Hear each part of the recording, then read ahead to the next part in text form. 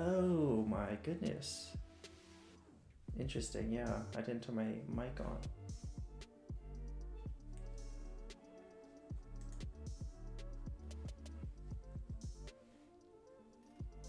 Interesting, okay. My bad. I've just been talking to myself this whole time.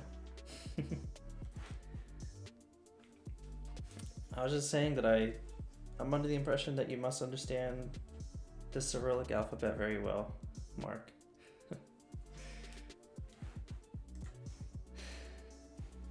I don't even know if I'm saying that right.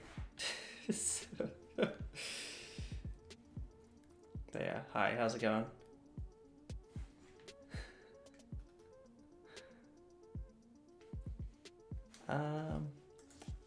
So I'm trying to learn Flask today, just so everyone knows.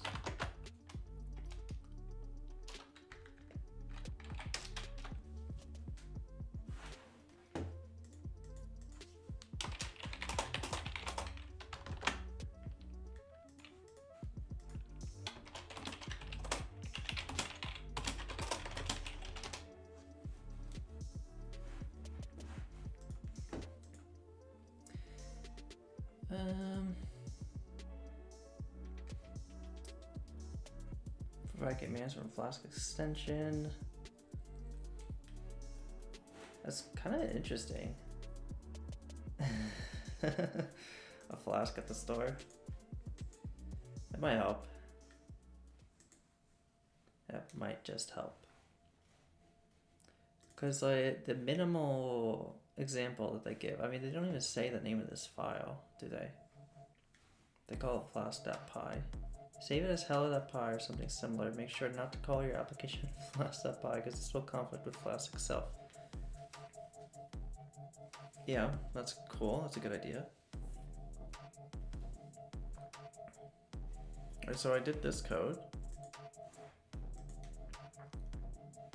I did Flask app hello run. Except I changed it to be server run, because that's the name of the file. I was like, there's no such thing as app. So I'm just like, what do you mean? That's what the docs say. Even when I do help, there's an error. Could not locate Flask application. You did not provide a Flask app environment variable. Oh, how do I do that? Import Flask class, instance, create an instance class. We add a route, we add a function.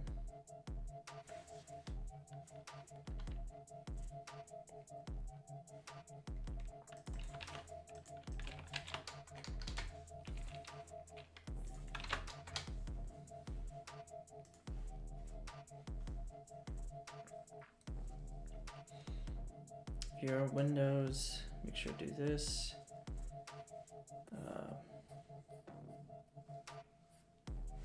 Okay, I will attempt to do that, I suppose.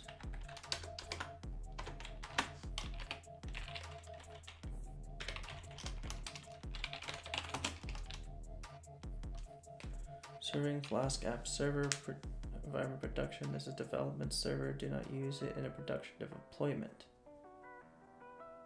Running on port 5000.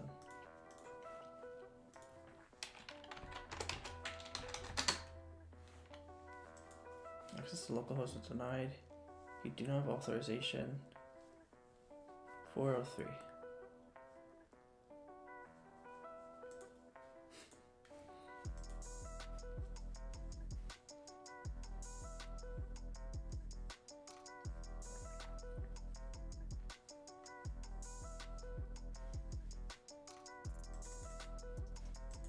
If you run the server, you'll notice the server only has access visible from your own computer, not from other networks.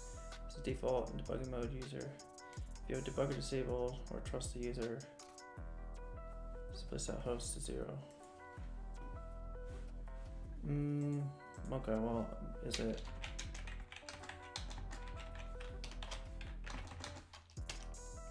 Wow, you actually have to do that. That's crazy.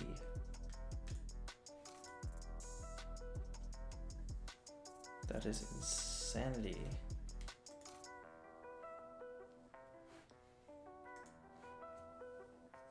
it was a security issue because the name didn't match exactly. Have a great day. I'm gonna try catch the next chess related stream. All right. Thanks for popping in, Mark.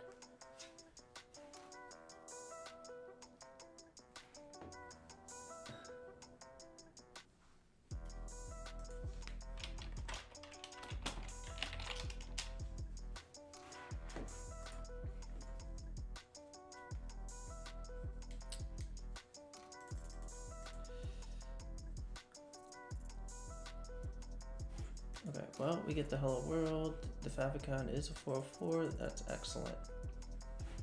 Okay, so for me, the first thing I would want to know, well, I would want to call this the ID index.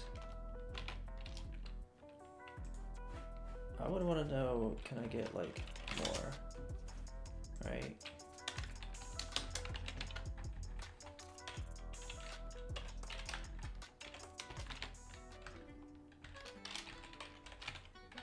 Do I have to reset the server?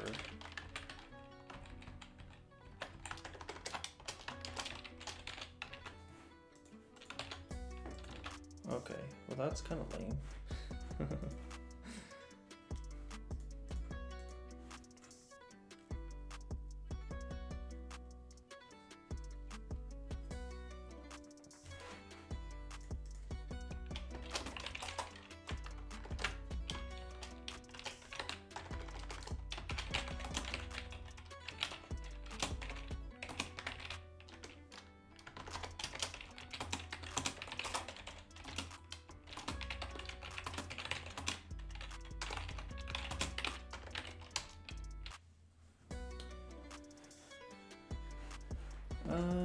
Debug mode. How do we turn debug mode on? Dash dash debug. Debug. Now we do host equals. We'll try that. Debugger. Hardly know it.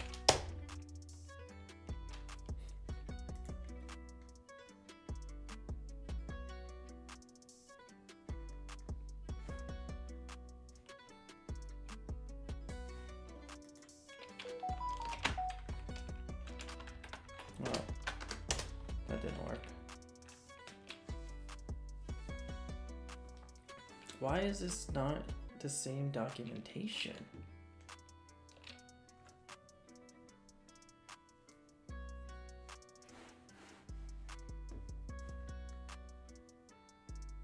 Why does that work but not localhost? I imagine that is because Flask is looking to see where the request is actually coming or going. And so it's just a verification step.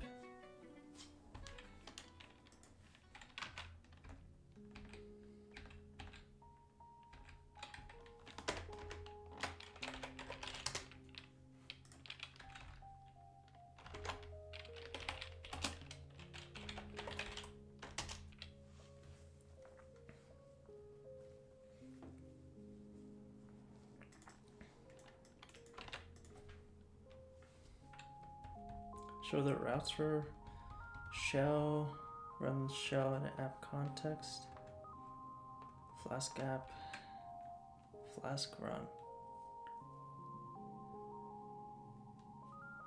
Interesting.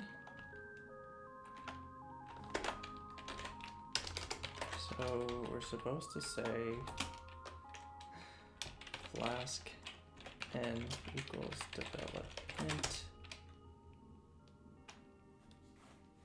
And maybe localhost works now, maybe.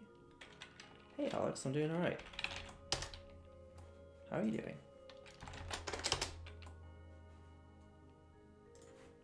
Oh, it's 5,000, my bad. Yeah.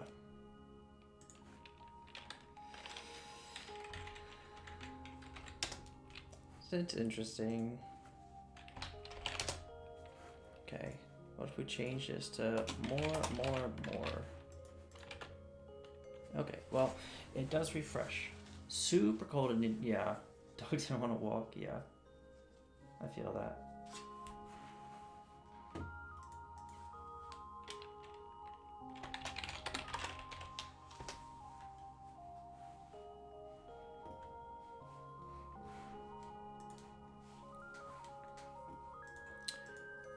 So one of the things I want to figure out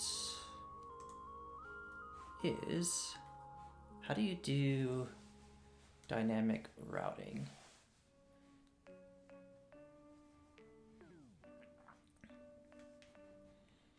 Here's routing.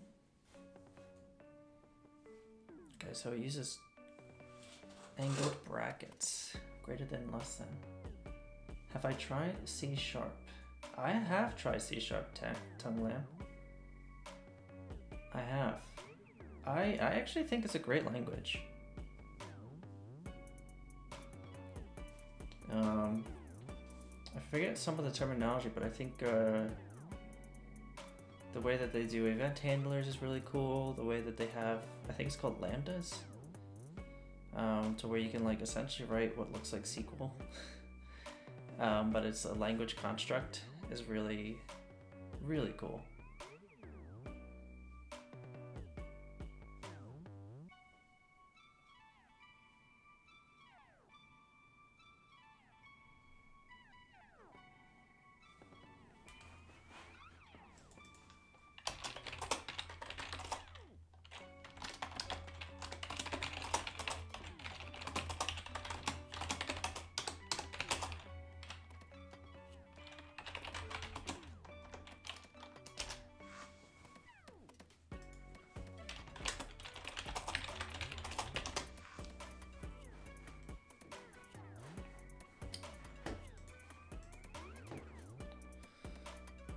You can add variables. Okay, so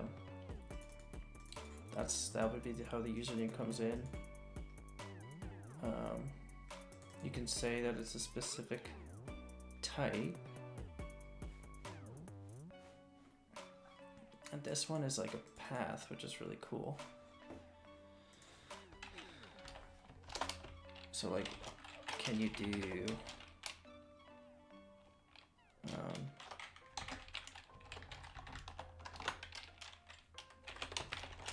not found? It's probably not the way you do it.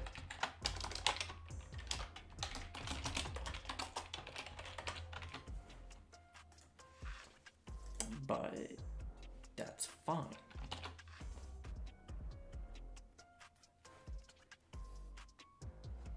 Oh, that's supposed to be a variable name. Path.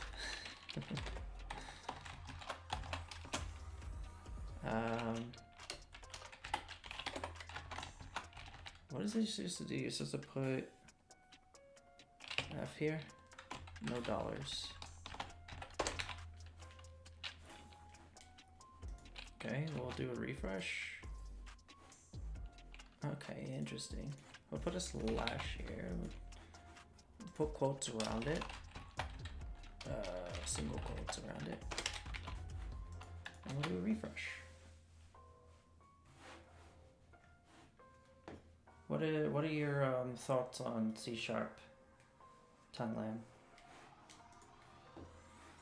Positive? Negative? Okay, this is really important. This is something I wanna be able to do.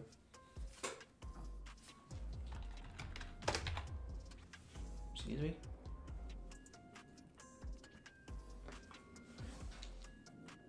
I did. So the reason we're doing it in Python, I did get a positive response from one of my interviews. They actually made me an offer. So, very happy about that. And we're likely starting on March 3rd. So, at the moment, at least until then, I'll be doing this every weekday, just so that I can really sharpen my Python skills. Thanks, Suhas. Thanks. Thank you for the support during.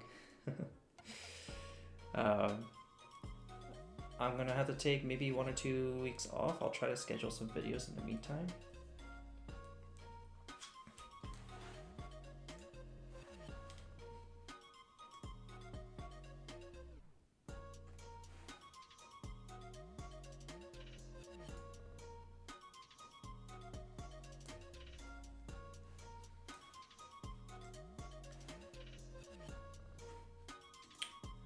But I'll be back after that, and I'll likely... Same company you had 5 or 6, yes. It's the same company I had 5 or 6 interviews with. Luckily, it was the only company I had to do a technical for. Of all the interviews, I only had to do 1 technical. And that's just because all of the recruiters just like never followed up. I don't know what the deal was. And so yeah, from March 3rd on, I probably won't be streaming live just because I'll actually be in California for 2 weeks, 1 to 2 weeks. But then after that, I will attempt to find more and more time to stream later in the day, figure out what that looks like.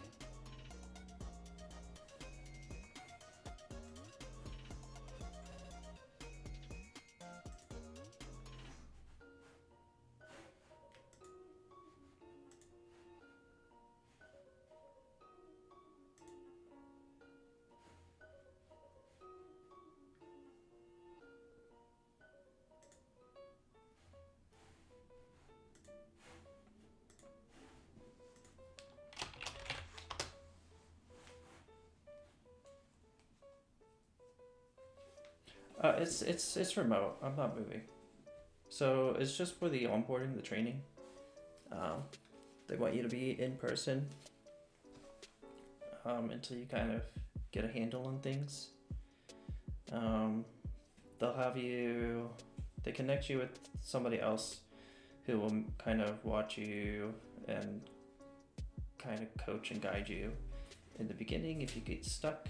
But yeah, it's fully remote, which is exactly what I wanted. It has really great package. I'm very happy.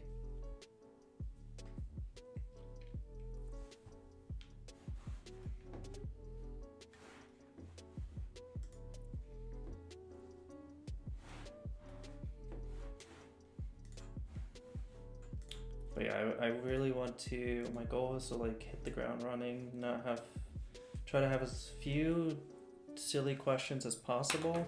I don't want to be asking simple things like, how do you run Flask? So I'm going to try to learn as much about Flask as I can in the meantime.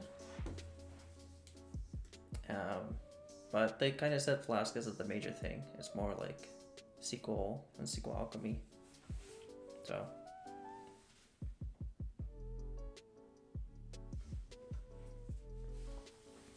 yeah, I think with that company, so it was like the initial recruiter call. Then I did a technical interview with an AI, which is actually not bad. Then I met the CTO. Then I had an in-person technical interview with head of engineering and a lead engineer, I believe. Then I had the group call with like 10 other people, and it was more like an icebreaker than anything. Then I had the offer call where I could ask any final questions and make sure finally it's a good fit or not. Now, once I accept, they'll probably send me some hardware, do a background check, these kinds of things. And once that all settles, they'll actually set me up with an Airbnb and flight out to California. And then after the onboarding, it'll be done deal. I'm really excited. I'm really looking forward to it.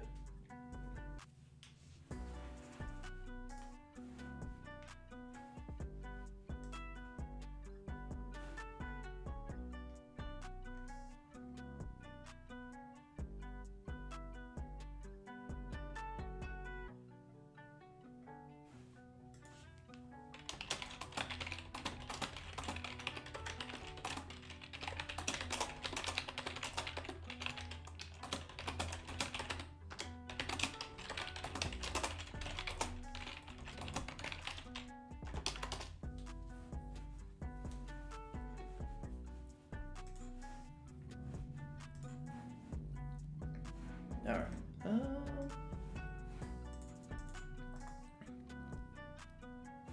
Cool. So we get the 404. That's excellent.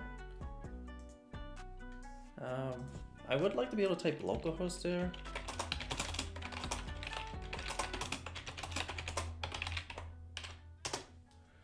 How do I get? Why does localhost not work in Flask?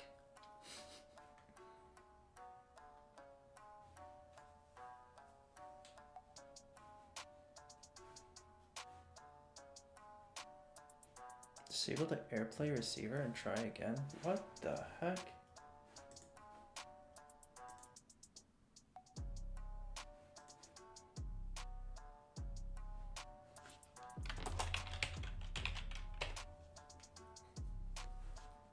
I don't think I have that.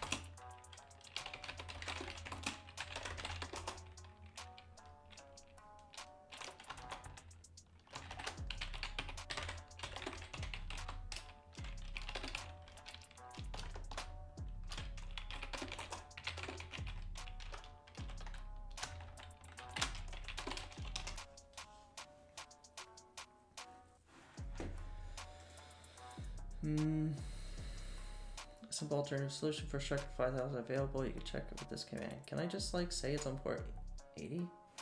Can I just set the port?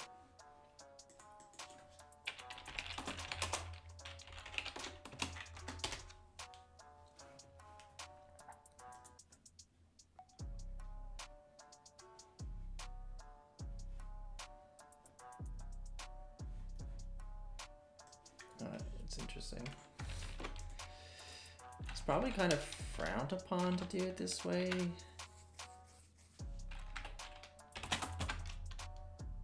Host, port, debug.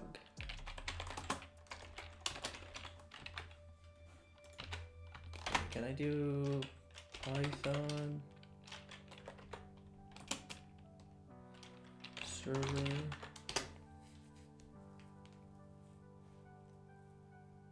Oh, I gotta say development. Environment.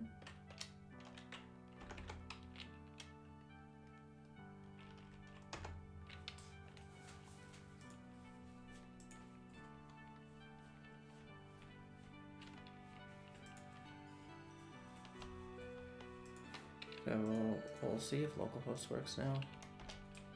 Well, of course 5000 wouldn't work. Alright, that works.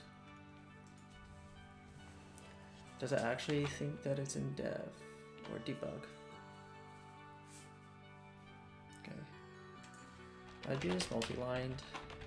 It's probably frowned upon in Python, but that's fine.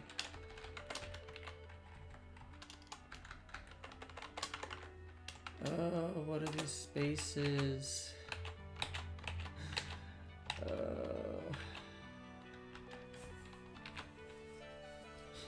That's fine. Enjoy nice weather? Yeah.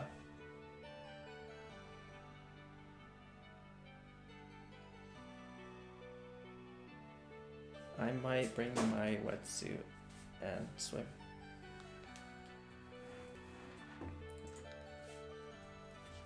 Maybe. Especially if there's other people that do it.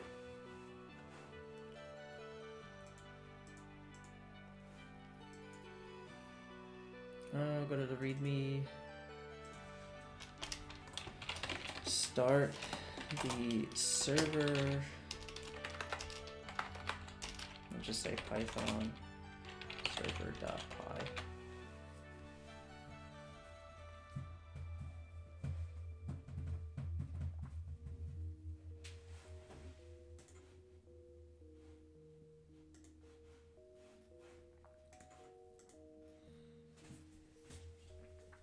Is it North or South California?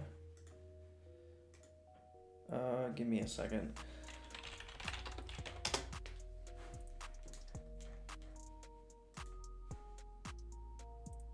Was it Santa Monica?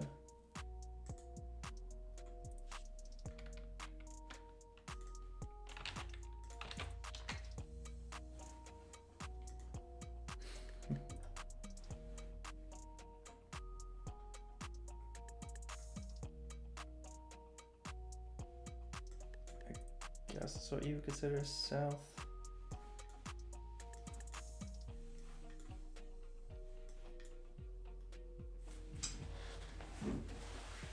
It's actually right on the beach, which is kind of wild.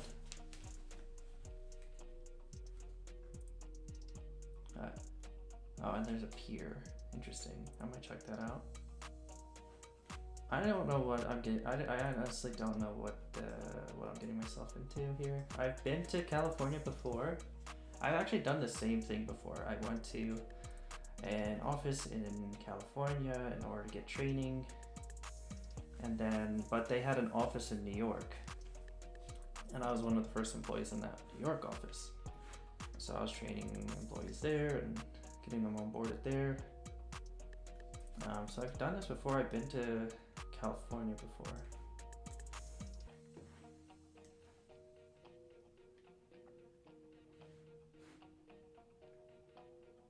But that was in San Francisco. Not San Francisco. What am I talking about? Where is it?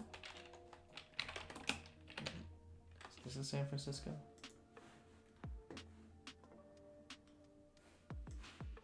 Yeah, it was San Francisco. Because I remember walking over to see the Golden Gate Bridge from where I was.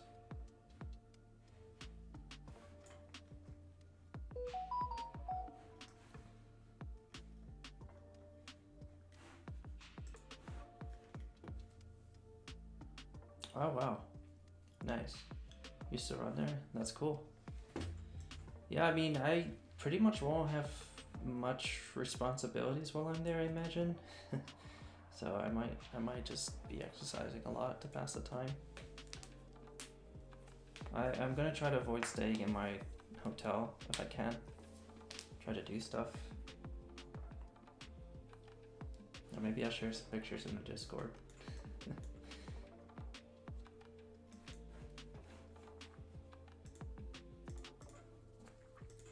But yeah, it's Santa Monica. For sure. Okay. Alright, well, what else do I want to know about Flask? I want to know if Flask has like a view engine.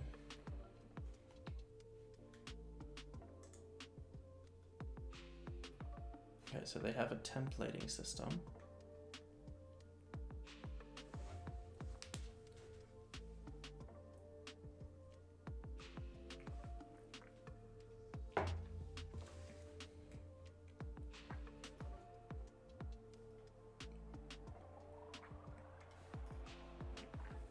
Okay. I think it's easy enough.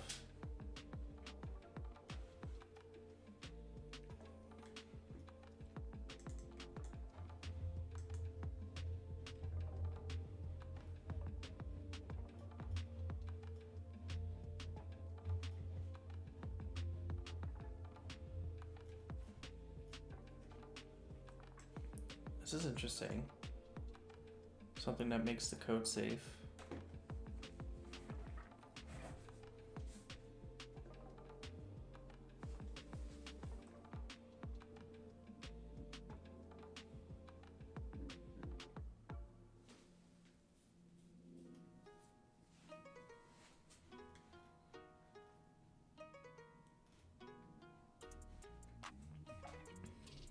It's cool.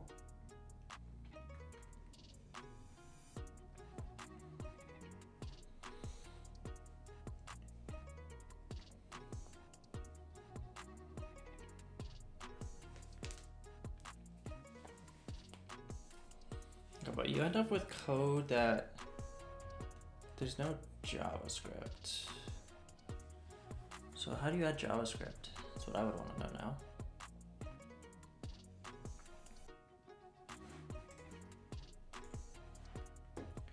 LA Marathon is March 16th.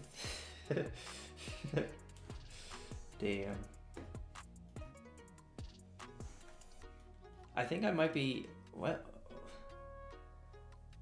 Okay, so I'm going on March 3rd and I might be there for 2 weeks, so... The only problem is the last time I ran a half marathon, I was pretty bad. I need to run more. I don't run enough.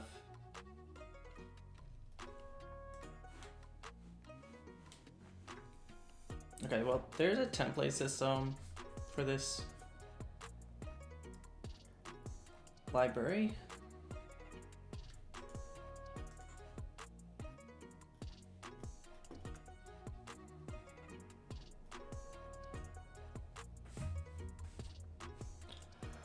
But I think for my learning, I think it'd be interesting to create my own render framework.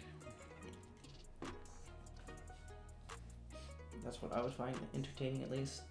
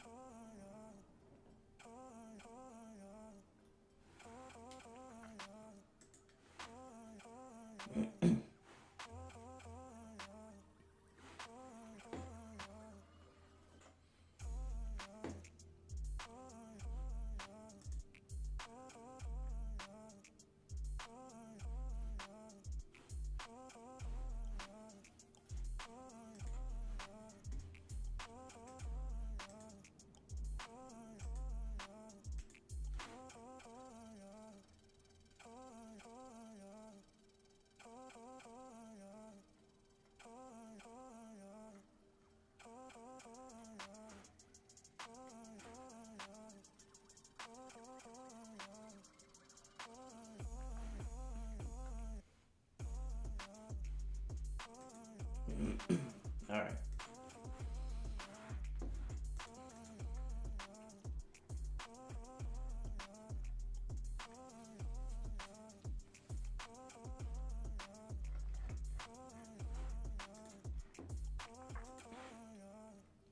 Is there a way to like automate?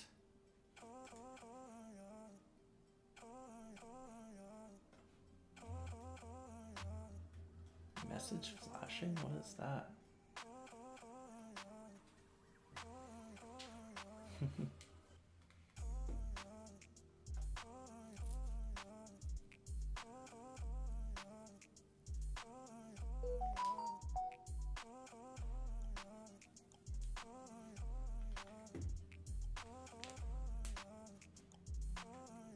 Okay, that's kind of weird. I don't know when you would ever use that.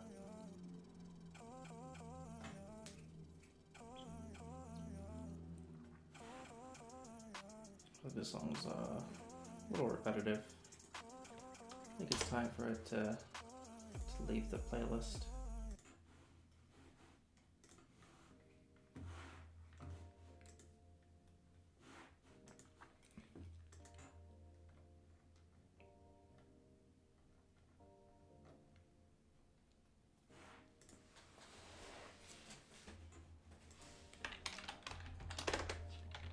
So ultimately we're probably just gonna only need this route.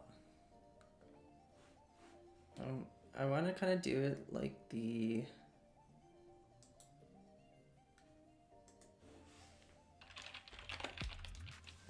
probably do a source.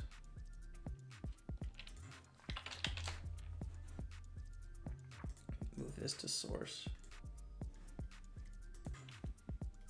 Do a new folder called pages. Do a new folder called public.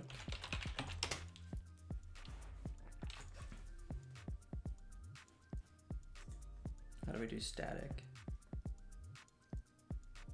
Dynamic web application will take static files, usually where CSS, JavaScript files are coming from. Ideally, your web server configured to serve them for you, but during development, Flask can do it as well.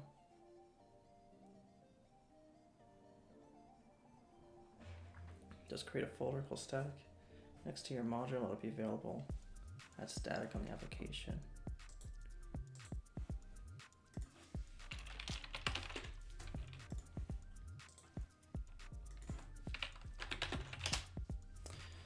how you spell static. That's also not how you spell static. New file. Index.js.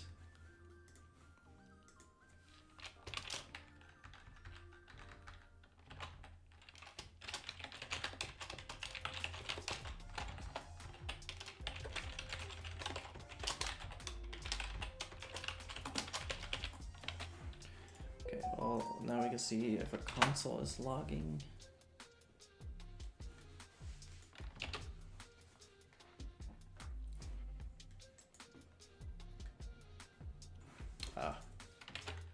We moved it.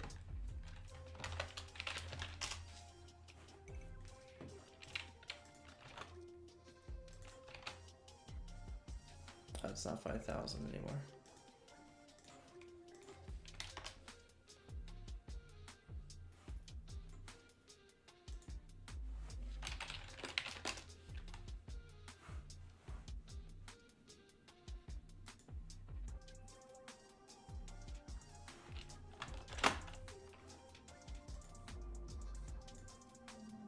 Okay, well, it does console log, that's excellent.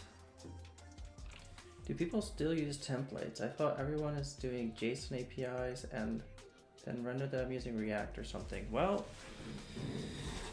if you're using Python, then yeah. If you're using PHP, then yeah. If you're using Go, then yeah.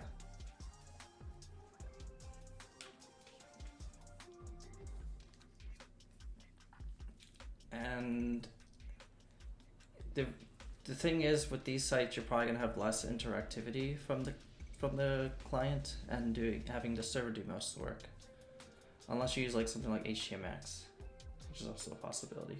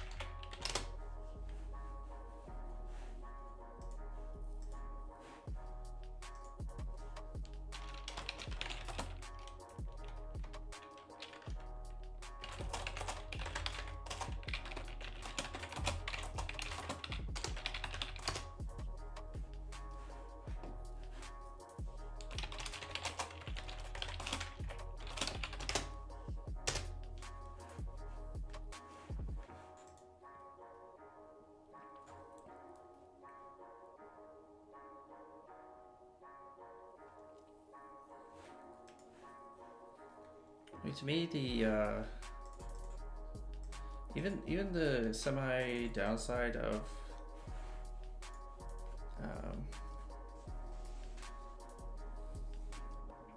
React is how much repetitiveness there is,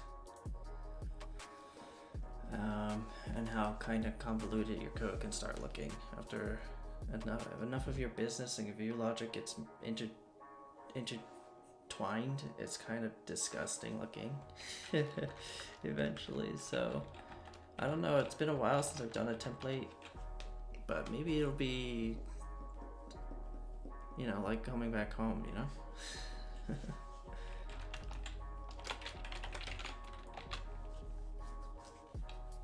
Can I make it so the path is optional?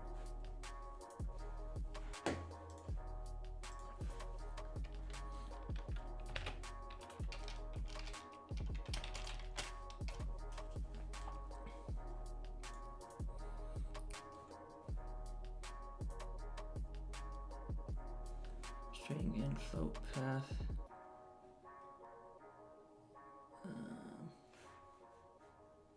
Can I not put the slash here? Is that allowed? I have to put the slash there.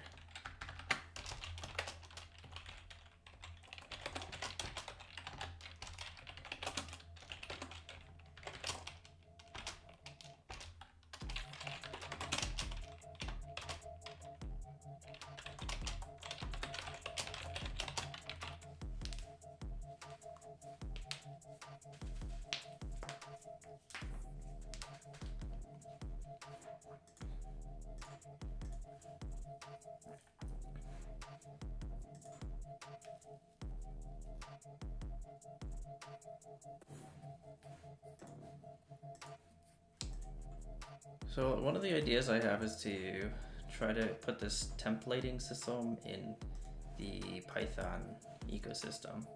Half of Angular code is boilerplate. Got him.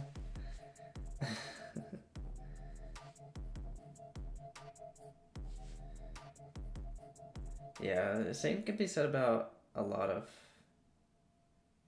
languages. Java especially. A lot of boilerplate.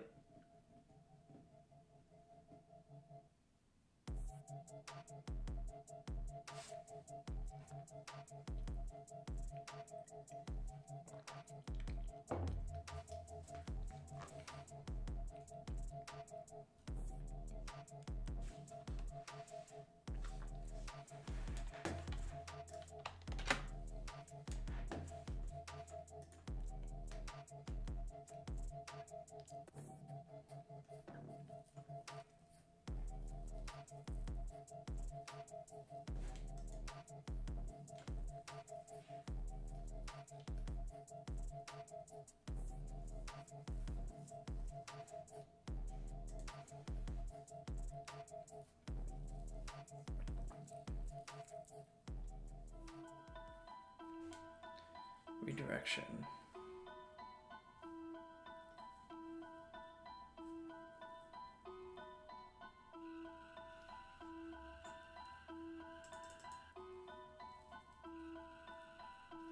URL for login.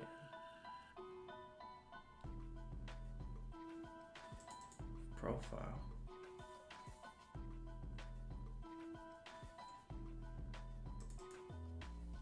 Turn login. Interesting. That's really weird. Did it just return this string? That's strange. Why would you do that?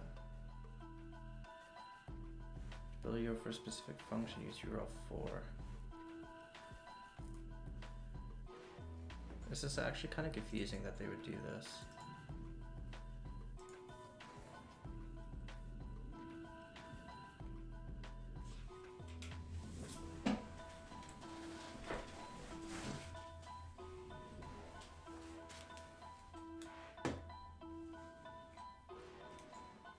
Interesting that it knows like the difference between a path param and a query param. It's good. That's good to know.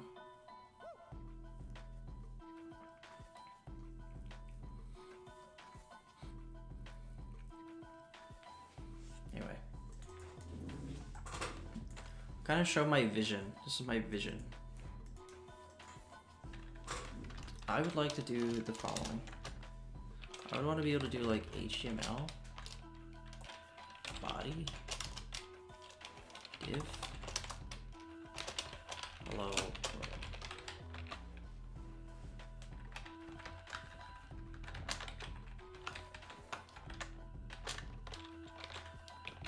basically that.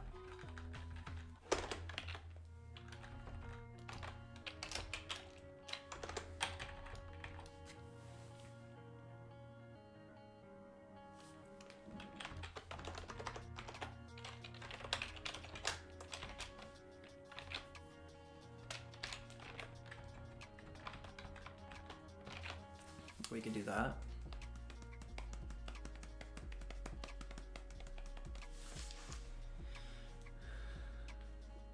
And so we're trying to see how we can make this as easy, as simple as possible.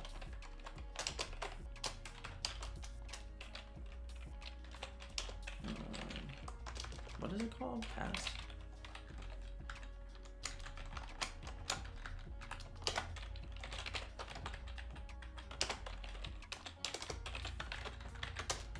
So that compiles, but obviously it doesn't give us what we want.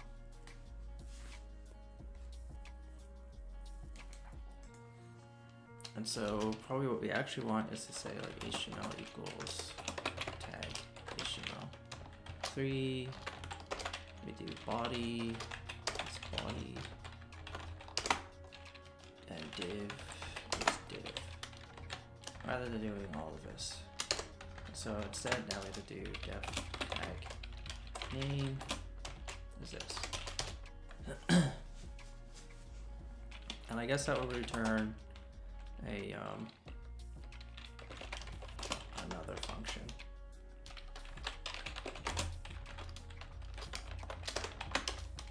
Pass return tag. And so this tag would probably take like I imagine args and what's the other args called?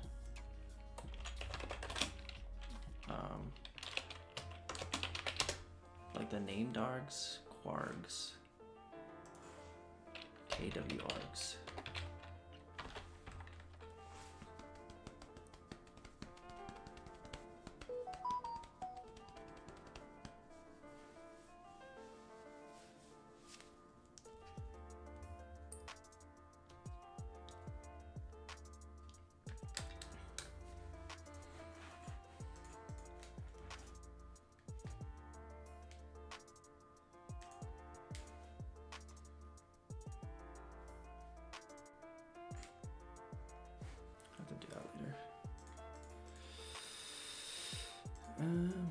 All right.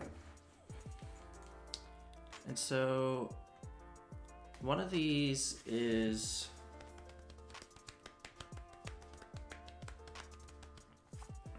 basically like the children, and the other one is basically the props. And so this is more like children, and this is more like props. And we could just keep it very like dead simple and just like return a format string which has name, and then we have to figure out what to do about children and properties. Pretty much. So just for the sake of seeing what things might look like, usually you put a lang equals n here.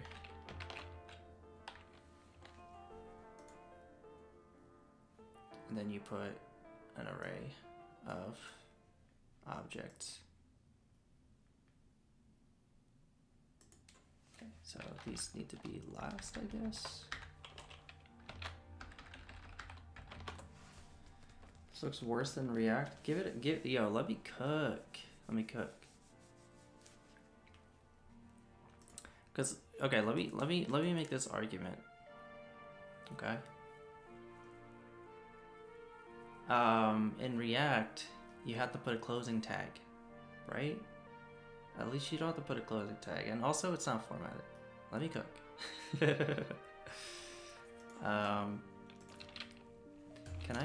Is there a formatter for this?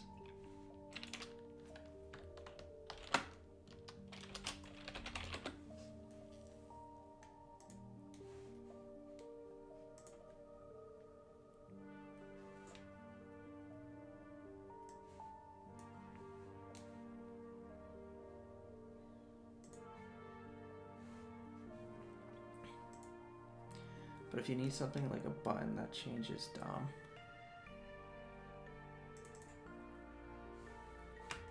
Yes.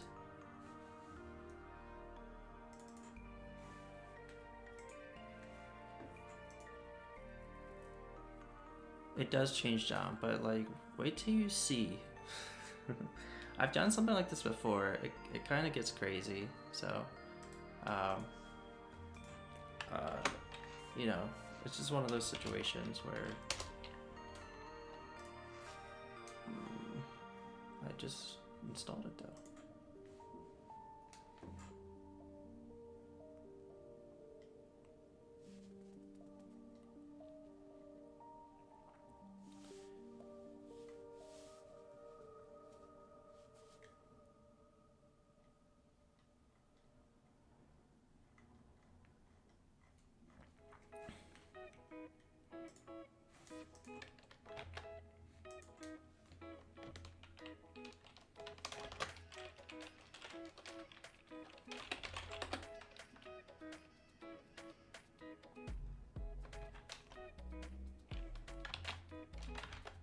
Oh, that didn't work.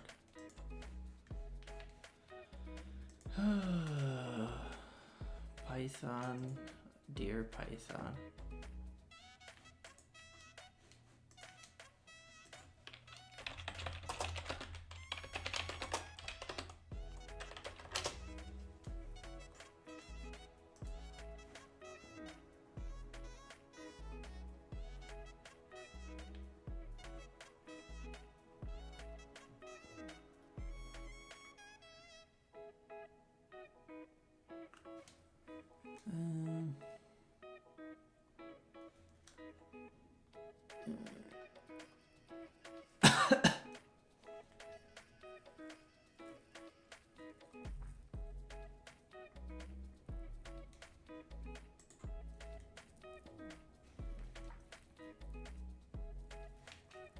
Alright, well, sorry, Kevin. We're not going to be using your extension. Instead, we'll try this AutoPep 8, I guess.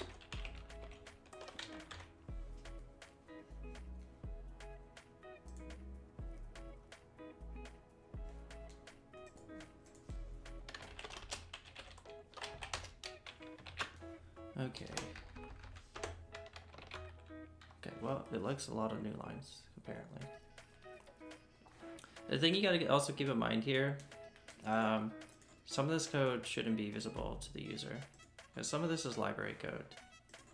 So, for example, I should call like lib.py, and in here, we can just take these.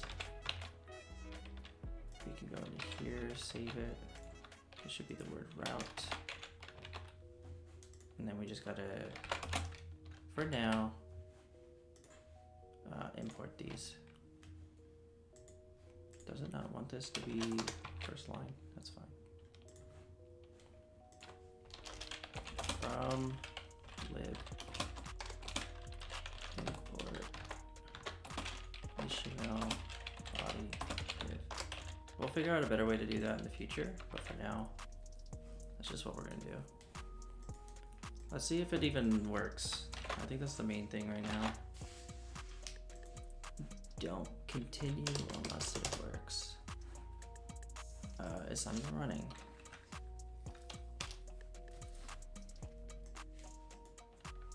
Okay, well, we got the HTML, which is a great start in my opinion. But you're right. In terms of the button, we'll get there. We'll get there. The button will need a little bit of work, but to me, this is already better than. It's not better than React. I'm not trying to make something better than React, but I'm trying to make something that's potentially better than templates, potentially. But also, if it's not better than templates, then at least we're learning.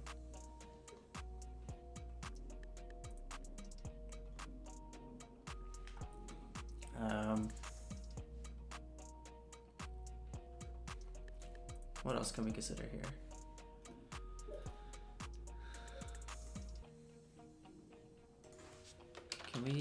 Are we allowed to put that first?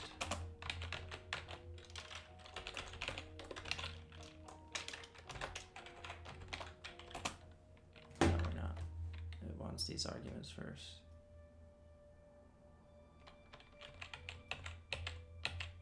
That's fine.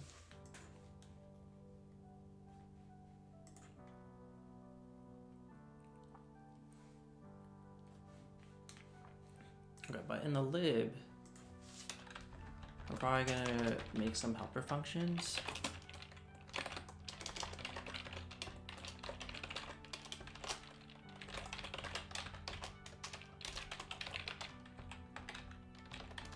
And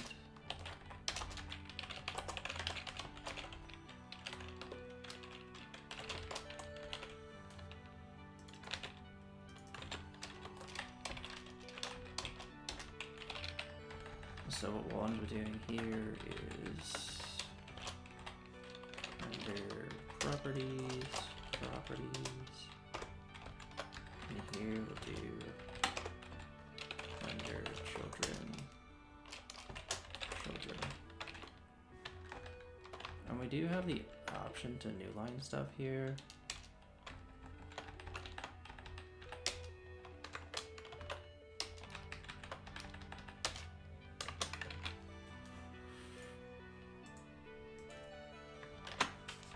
Oh, I thought we did.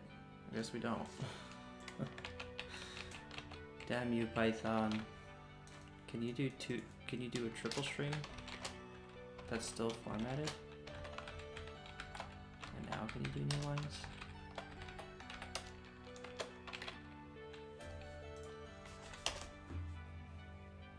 Okay. Now we can do it.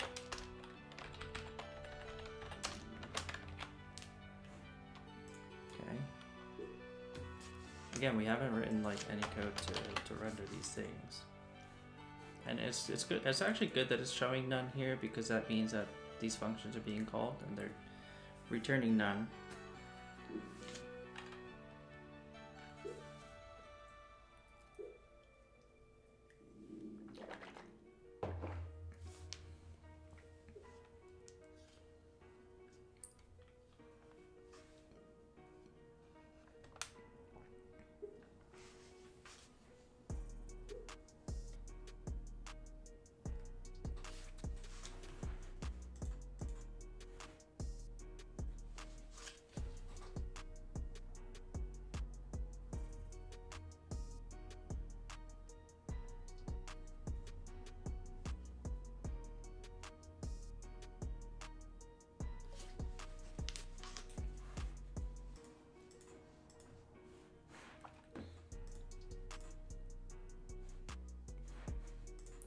Okay, so like the best thing right now is to figure out how to render children.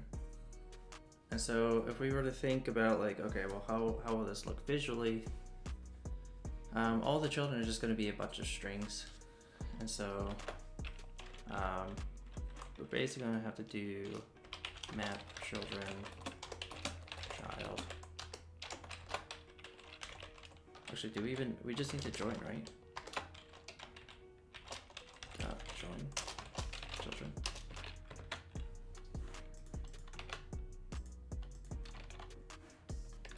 Okay, it's not that. Oh, we didn't return.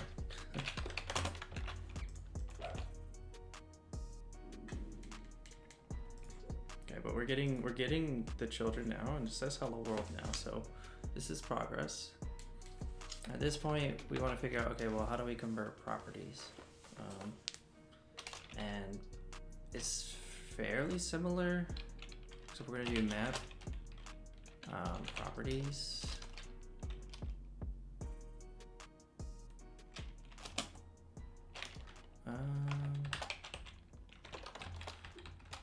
Not too sure what goes here exactly.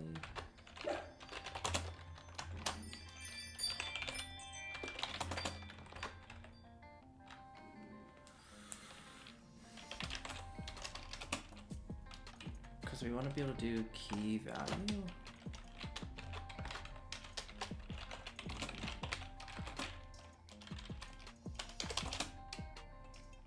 I also don't know. I don't remember how to do. A lambda can't have parentheses, but I want a tuple.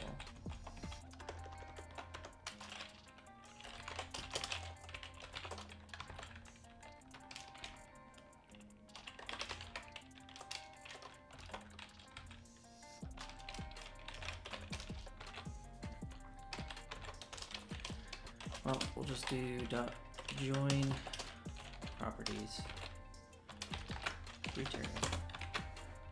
We'll see that also, or it'll just error. I was gonna say it was also wrong. Type error function object not iterable, and that's probably because properties is not iterable. So how do you iterate a dictionary? Python dictionary iteration. Do they enumerate it? No.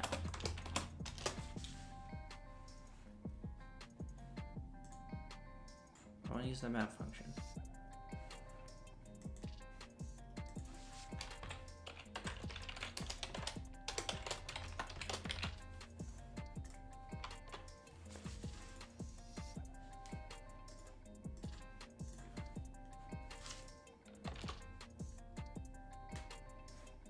Do I have it in the wrong order?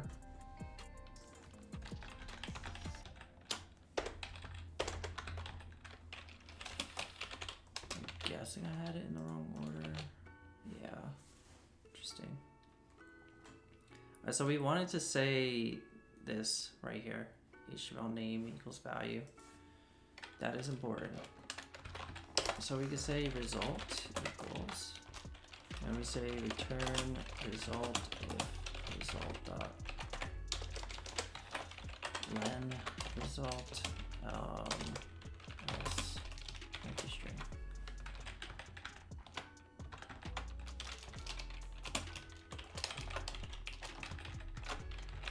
Put that space there.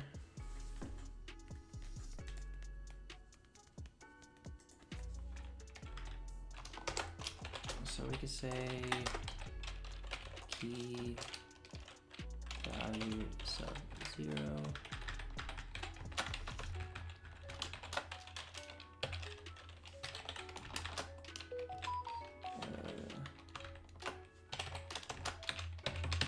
Oh my gosh. CIW. No. CIW. Key value sub 1. Let's just see what it looks like. Okay, and we're trying to get the lang equals en to show up here.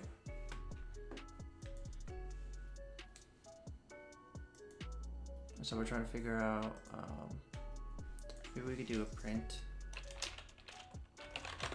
of properties here.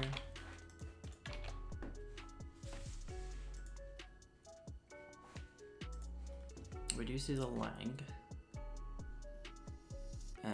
I just don't know where the A is coming from. So this would be render property key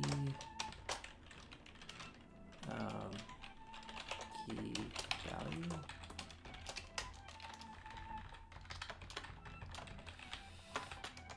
We're basically going to do this code here. And we do render property here. Properties. We'll do more printing. Property. Just call this property.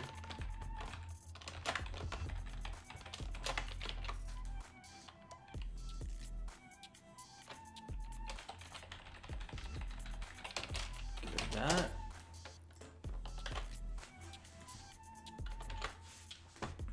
Oh well, it died.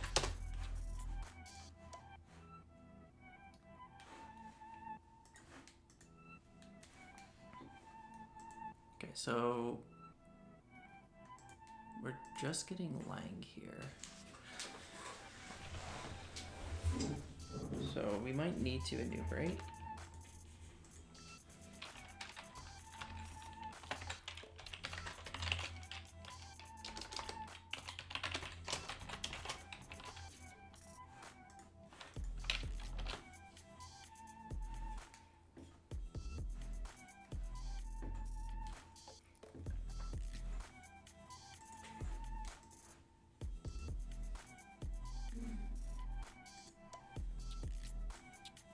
I thought enumerate made an array of tuples.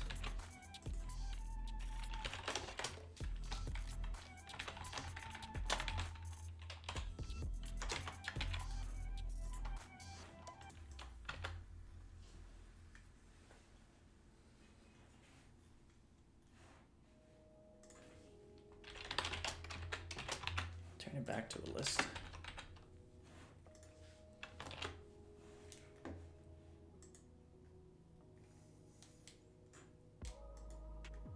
So it is an array of tuples. We'll get that one. Okay, but it says 0. We don't want it to say 0 lang.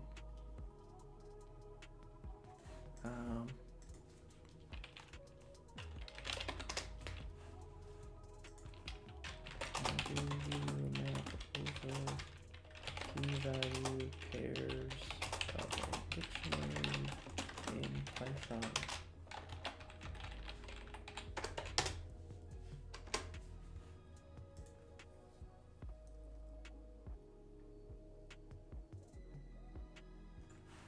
Okay. Try it.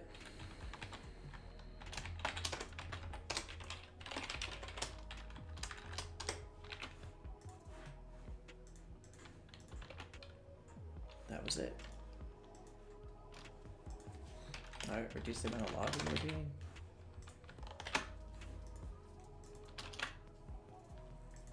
Okay, and now we see the lang as en, which is what we want. So we have our inline code that can generate HTML, which is a good start.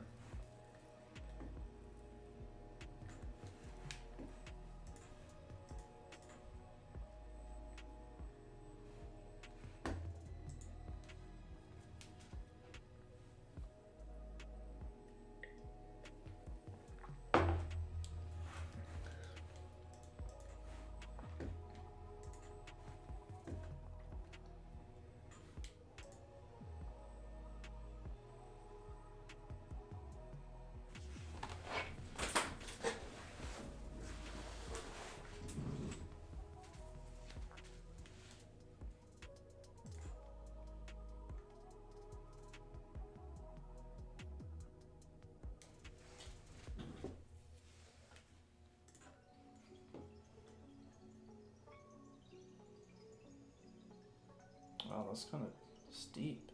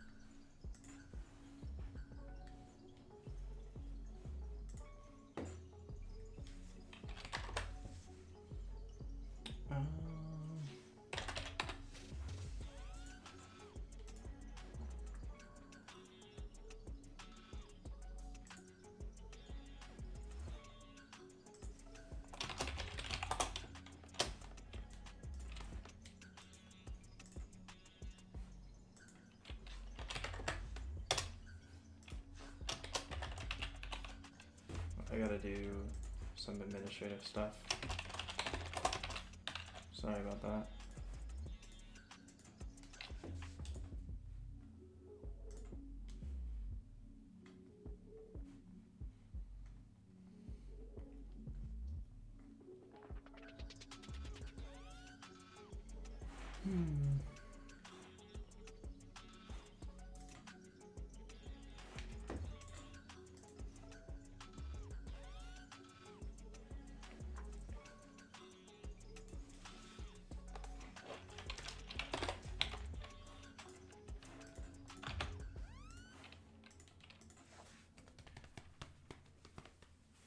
Okay, that works as expected.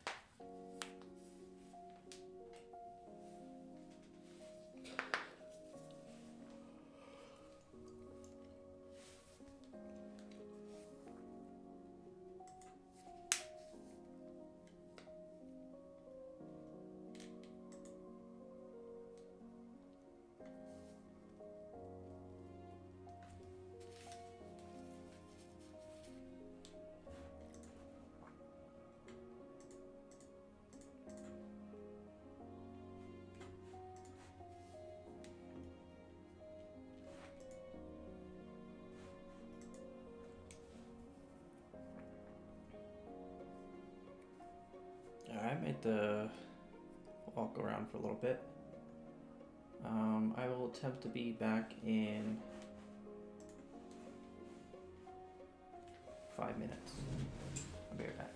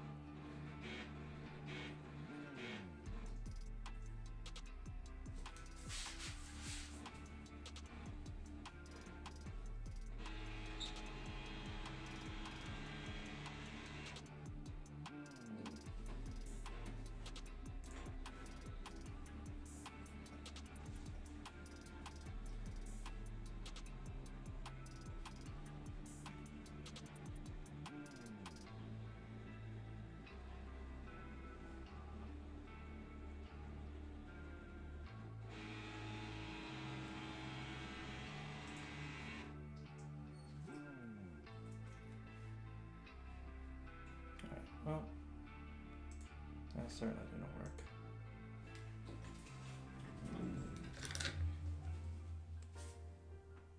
Yes, I'm back to kind of.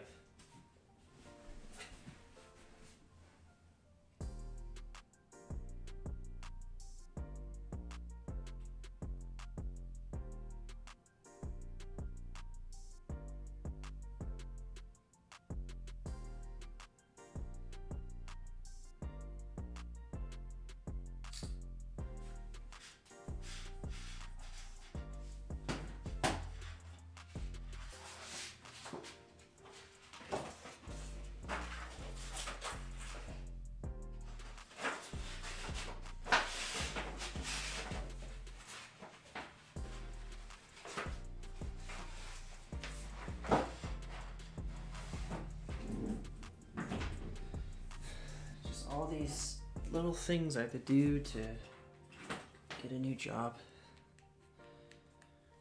I'm just trying to, expedite it. So I have to prove who I am.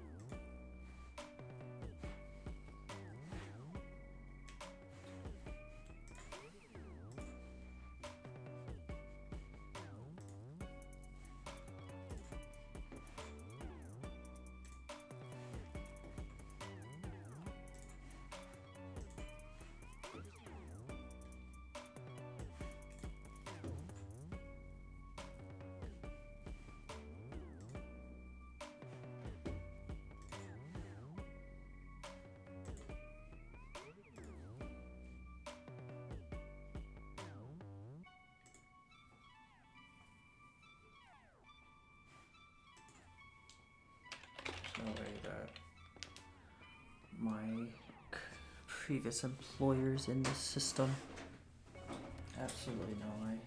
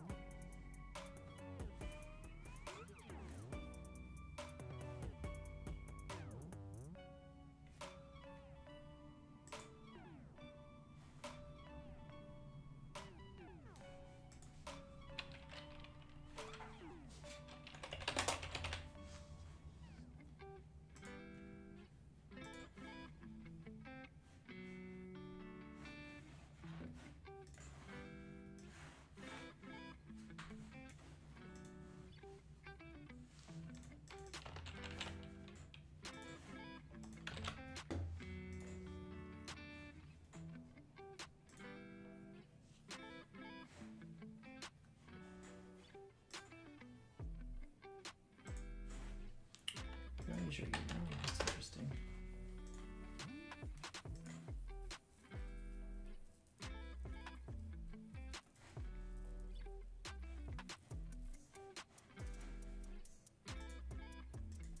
You gotta be kidding me.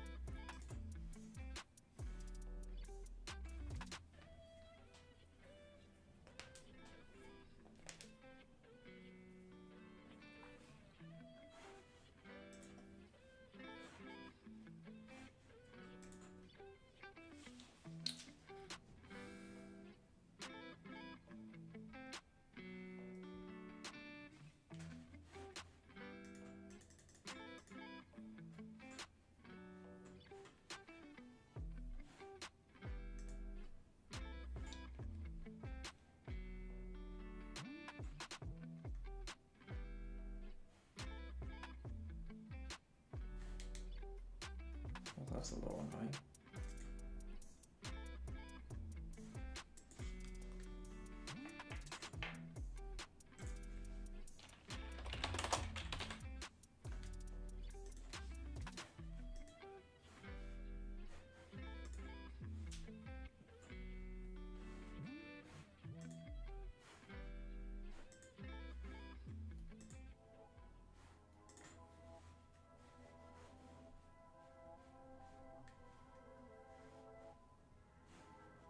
Manually add it then, fine.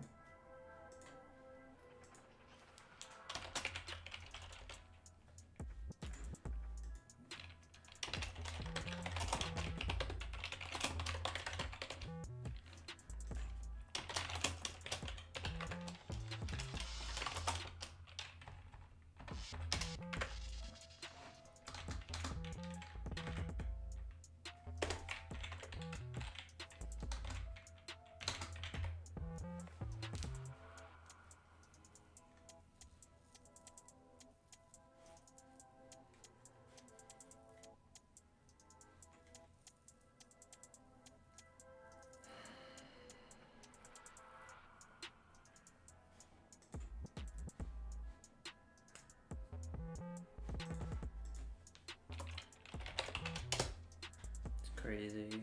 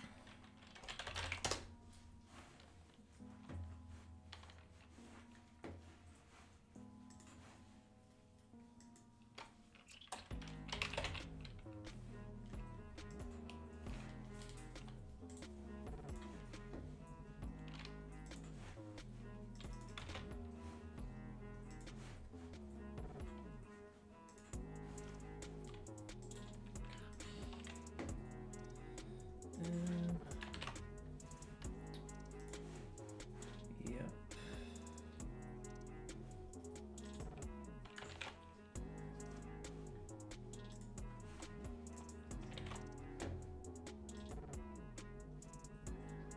Oh, so what do we want?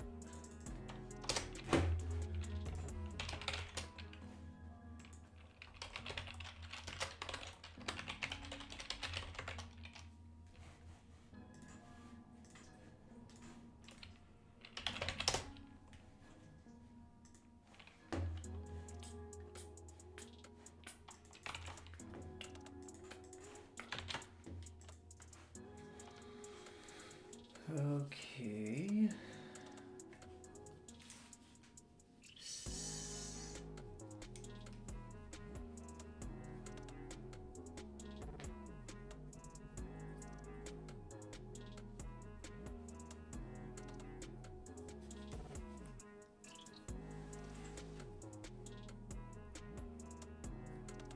Okay, interesting.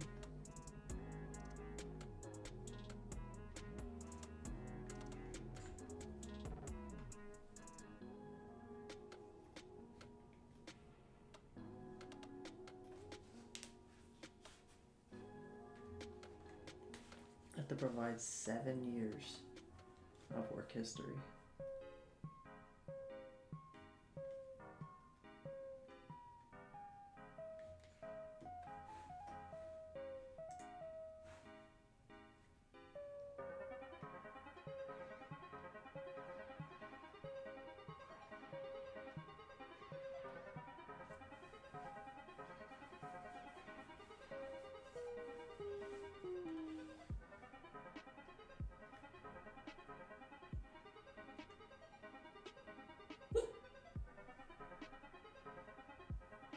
It's kind of bugged. I don't.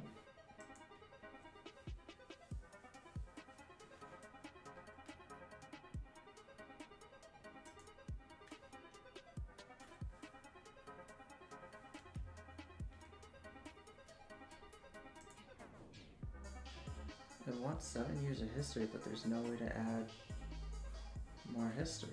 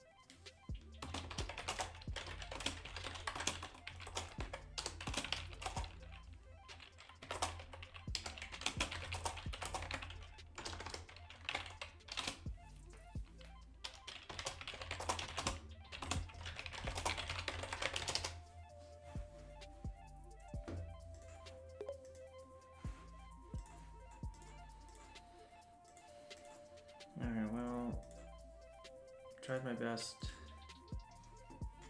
and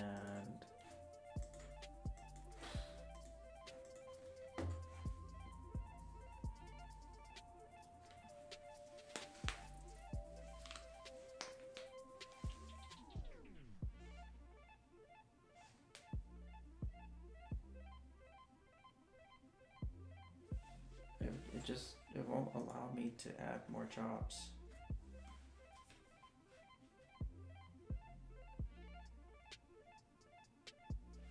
Do I need to add the gap and then I can add another job? All I can do is add gaps. I can't add more companies.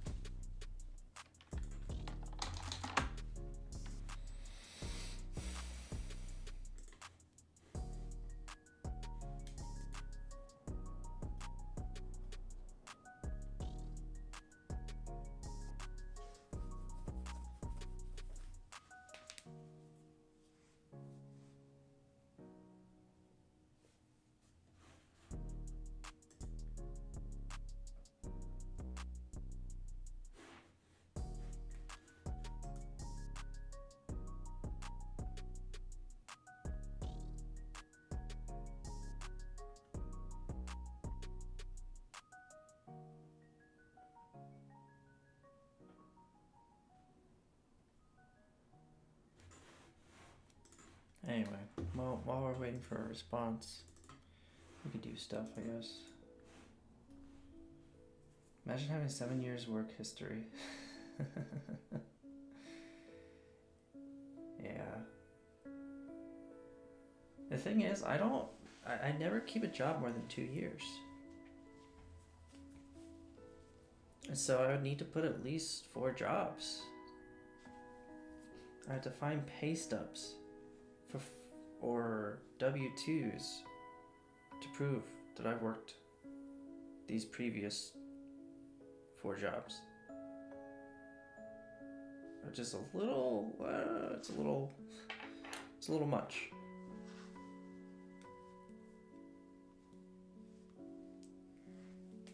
Now this company does work directly with financial, with money, so you know it makes sense to do a background check. But I mean, this is a little deep.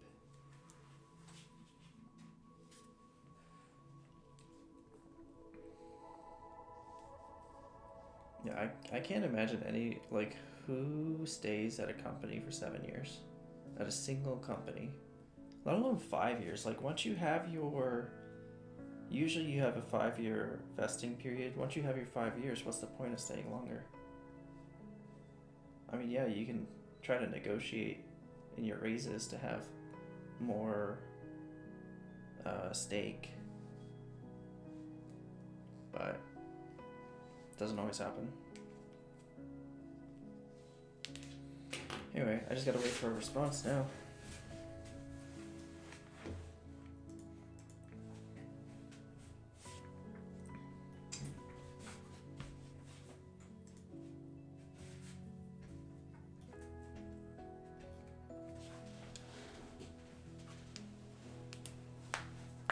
Are there people who stay at one company their entire lives?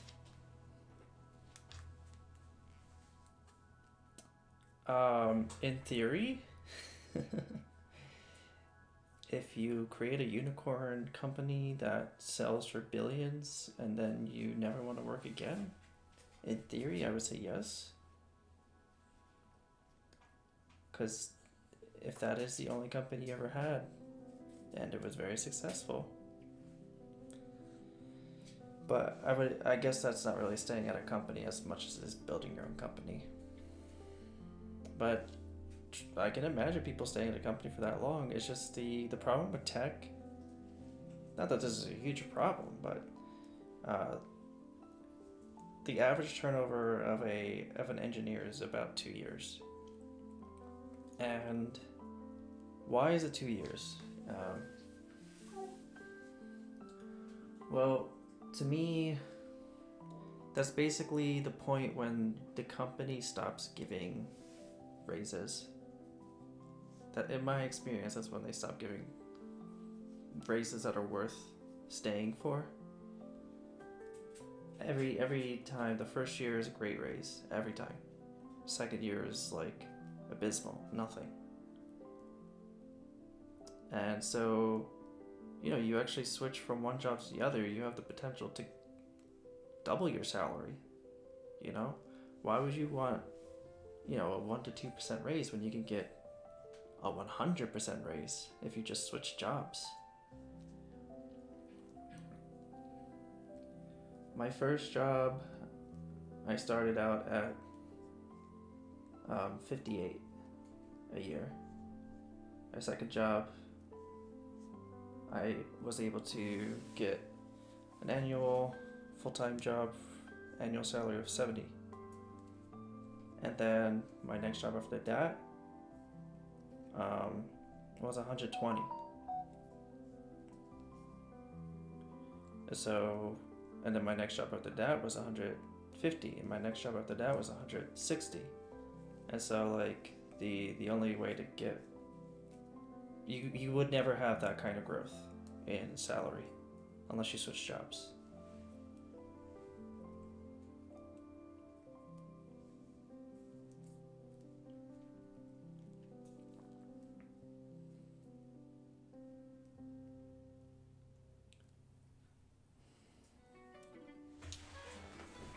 Yeah, there's almost no There's almost no benefit to staying at a company for long.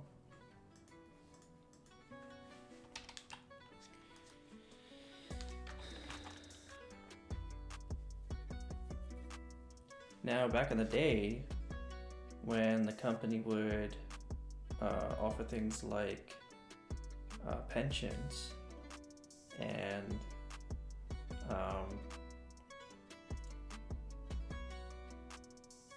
retirement plans were probably a little bit more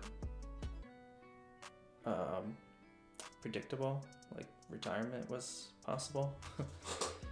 I mean, you would have people who would stay at companies their entire life, especially government jobs. They would stay their entire life. If any advice on looking for jobs while in a job? Whew.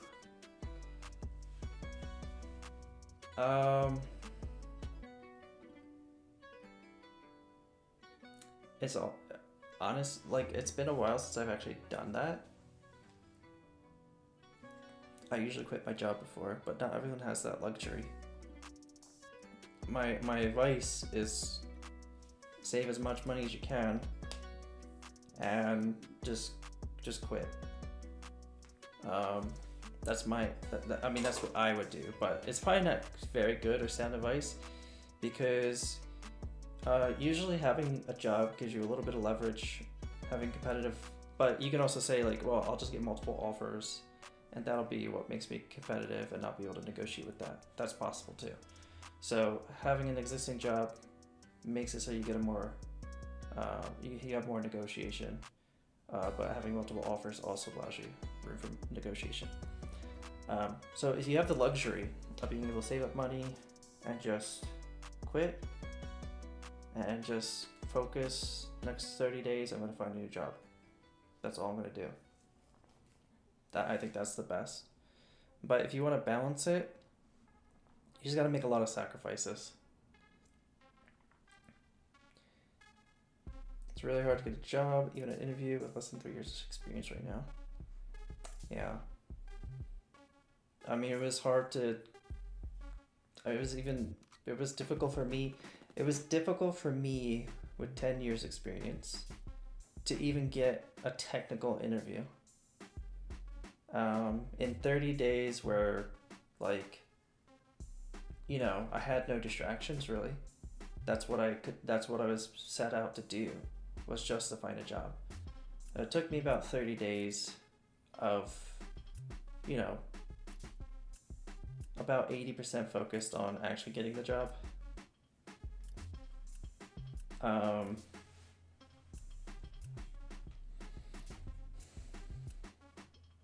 But certainly a few things.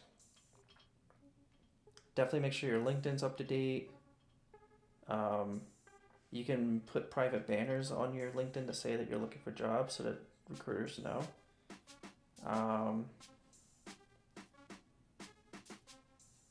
Usually recruiters just reach out to you and you just connect with them, and this is how I got into this one job offer, through LinkedIn. So a random recruiter was kind enough to notice my profile and message me and coordinate with me every step of the way.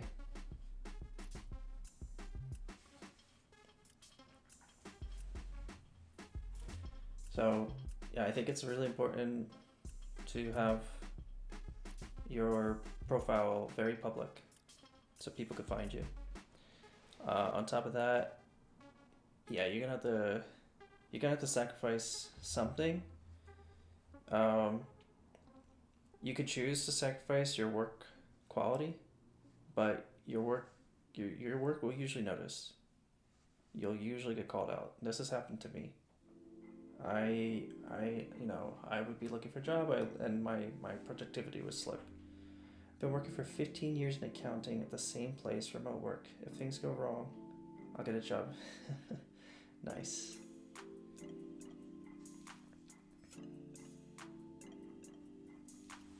That's good. It's good to be very confident in your niche.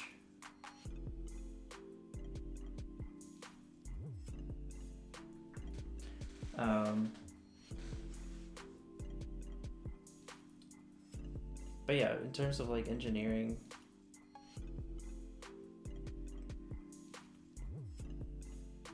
I'm not too sure how people find me, but they also email me.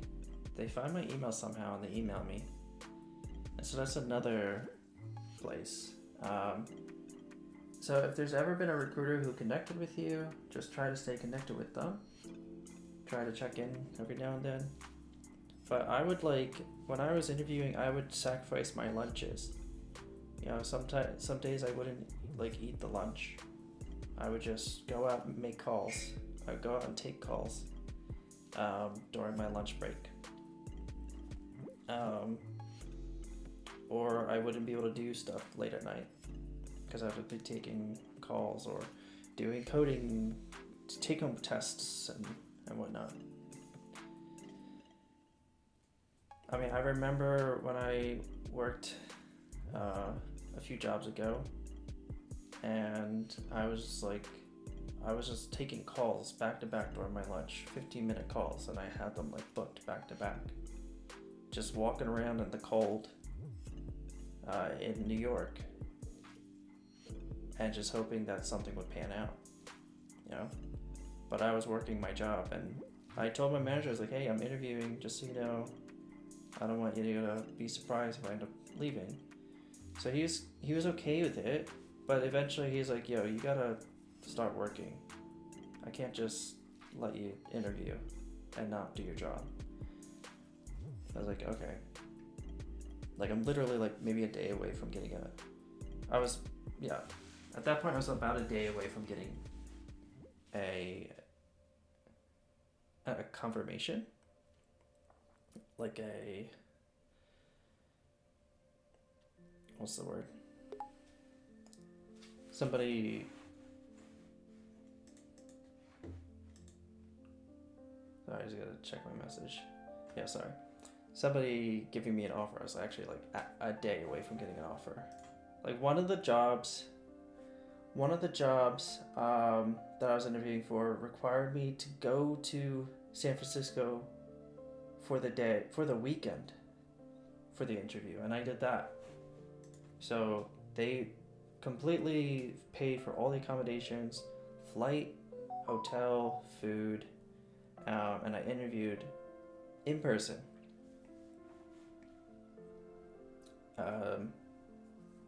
And then I came back like the next day. So it was like, I think I left Friday night, slept in a hotel overnight, went to the interview Saturday morning, flew out Saturday night. And I met some really interesting guy who started talking to me about the nanobots in his brains. It was a very unique experience. But yeah, that was like, I still had a job when I did that. And I probably would have done it again this time. Luckily, I wouldn't have had a job holding me back. Not that the job ever held me back, but it's something that was like, oh, now I'm working 6 days this week. So to some extent, yeah, you have to make some sacrifices. But at the same point, you got to think, how many hours are you putting into it, and how much of a paid bump are you going to get? Because if the number of hours you're putting into it equates to a good enough pay bump, then it's worth it. But also, like, you need to put in a certain amount of hours to get that pay bump. So depends on your goal. If your goal is just to switch jobs because somebody's making you unhappy, or you don't like the situation you're in, or you don't like the work you're doing, then you can more casually browse. But if it's like, well, you need money or you want money, then you gotta like push a little.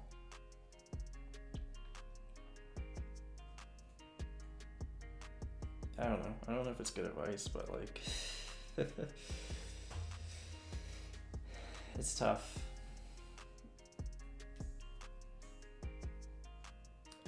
I would say in general though, if you want to make yourself more employable, the best advice would be to to be more public.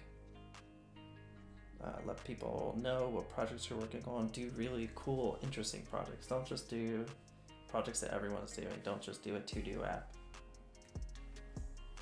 I could get double the salary somewhere else, but if I hate it, too late to go back. That's true. That's true.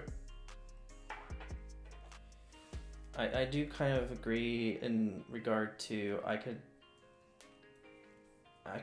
attempt to get a job at Amazon, you know, and make 2 times more than I ever made in my life. But yeah, ultimately, will I be happy? Will I feel like I'm doing good? Will I feel satisfied? Because they could just not have enough work for us. You know, the work could just be boring.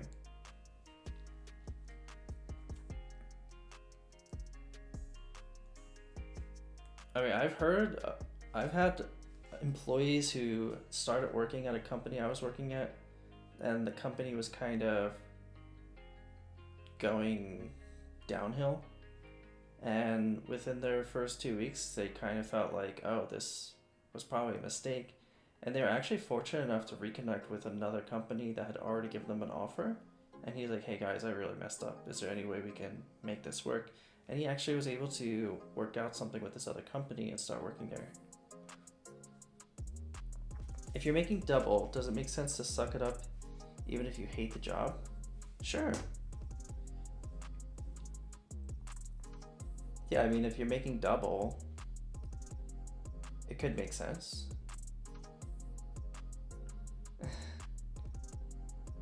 Between tolerable and enjoyable. Yeah. It really depends. What does double do? What does money do for you? What does double the money do for you? Do you actually need double the money? Because I don't need double the money. That's the other thing. Will double the money actually make me happier? I highly doubt it. So like, I don't know. There's a certain threshold of money to where you're just like, I'm happy. More money than this is not going to make me happier. It'll make things easier, but that doesn't make me happier. And so, you know, I do think Mark's right. There's a balance between like, you know, doing things that actually make you happy and making sure you're compensated properly for it. I don't need it, but could live in luxury while being miserable. Yeah, for sure. For sure. You could take vacation, you know, you could take vacations every weekend, you know, if you're getting paid enough. Is that, I mean, if that's what happiness looks like to you, then great.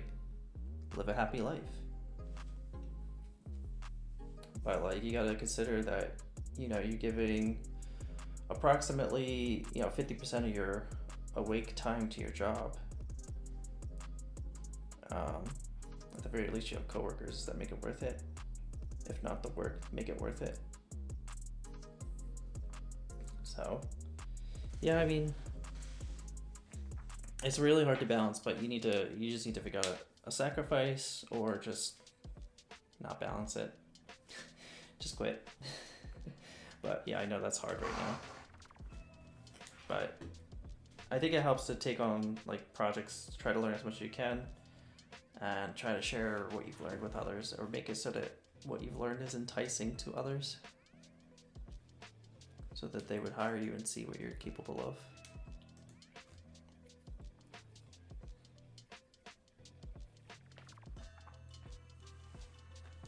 Okay, so there's a few issues here. I don't think that we want to do it this way. We don't want to just generate strings and return them.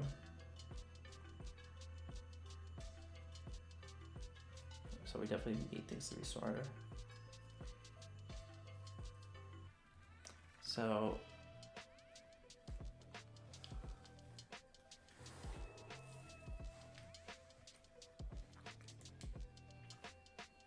it's not worth it unless you're broke and it's the only way out. Yeah, for sure. 100%.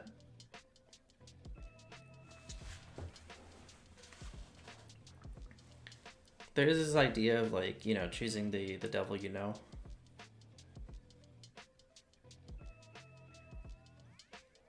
But, you know, I've not really, there's only been one time where I left a job just because I felt like I actually needed to be making more money.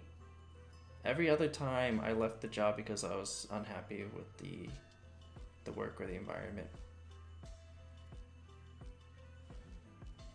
Or I was laid off, but there's not much you could do about that. So my one job, when I did a 50,000 jump, I was like, yeah, I just want to explore financial, and I really liked the job that I had when I did the jump. I was like, I just want to explore the fintech market.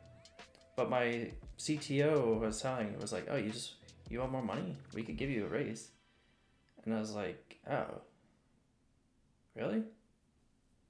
I already accepted the offer, but... And maybe if I was like a little bit more savvy, I would have been like, oh, well, how much are we talking? And just stayed there because I was actually happy there. But I guess at that point I already committed to this new place. It wasn't the worst. I mean, they had snacks. But like the CEO was kind of like not really present because the company had already been acquired and they were pregnant and were basically about to retire with all the money they got. Comfort and happiness is better than money unless you're broke. Yeah. Yeah. Yeah, like I said, there's like a threshold of how much money you have to where you actually feel like, huh, I could manage life now.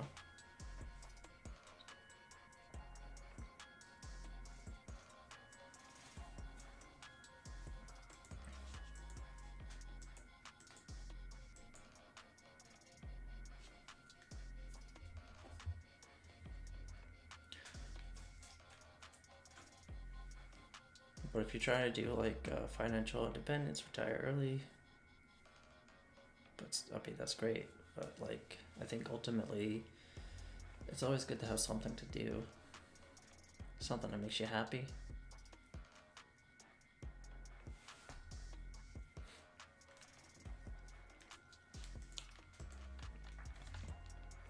Okay, so what I'm thinking here is that rather than these doing all this stuff, that would be better if they created like objects and then we ran those objects through a renderer. I think that would be better. So we have all these renders, but is there like it's fine. Only one life, being depressed to get more money is not worth it. Yeah, sure. Yeah, I mean, you know, with whatever job I was going to take, I was willing to take a pay cut. Because I was prioritizing happiness over money. And so the company being remote was super high value to me in regards to happiness. And the tech being like good was also high priority. And the people being friendly was high priority because I didn't really get any of that from my previous job. I mean, they did good for sure, but people were kind of friendly, but not, I don't know, it was kind of like, you have to be there in person. It's like one of those things where you're like out of sight, out of mind, it felt like.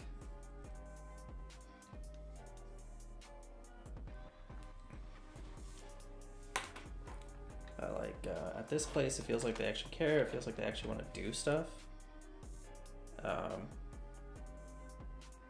My last place, like I tried to do weekly tea runs and like nobody wanted to do it. And I would go get tea basically by myself. And I'd be like, all right guys, anyone want to do tea? And they're like, oh no, we're just working. Like, Okay.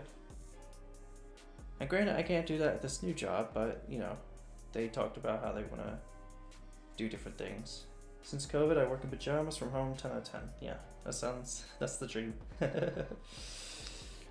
Living the dream.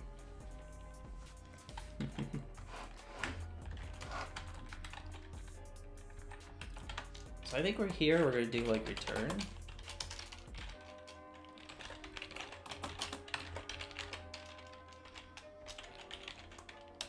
Properties. This is being quotes because it's Python.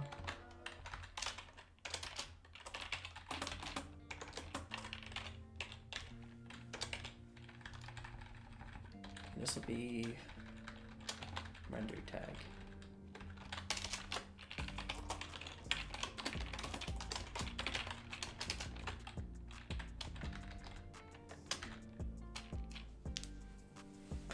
Can you deconstruct a dictionary?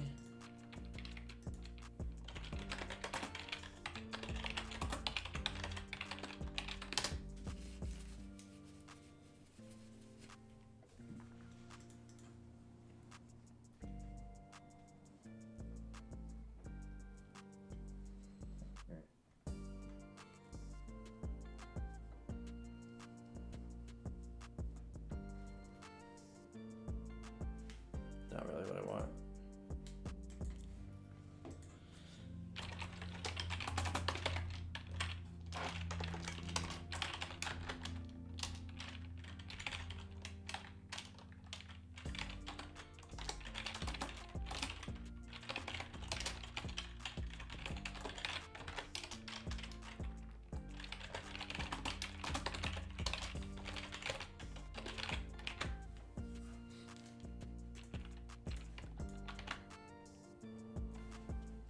Okay, cool.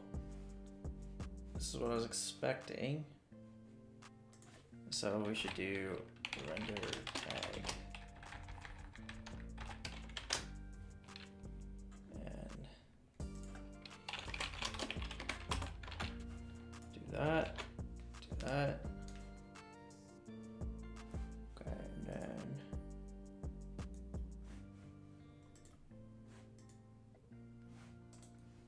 view page source. Okay, I must have put something incorrect.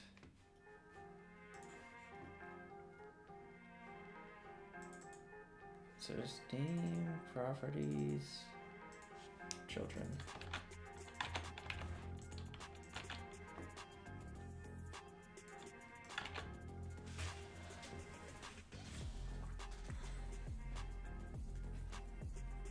Expected string instance dictionary found.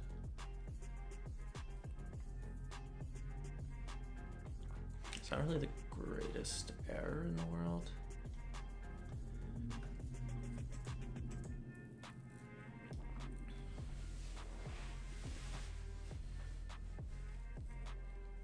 Okay, so it's probably rendered children.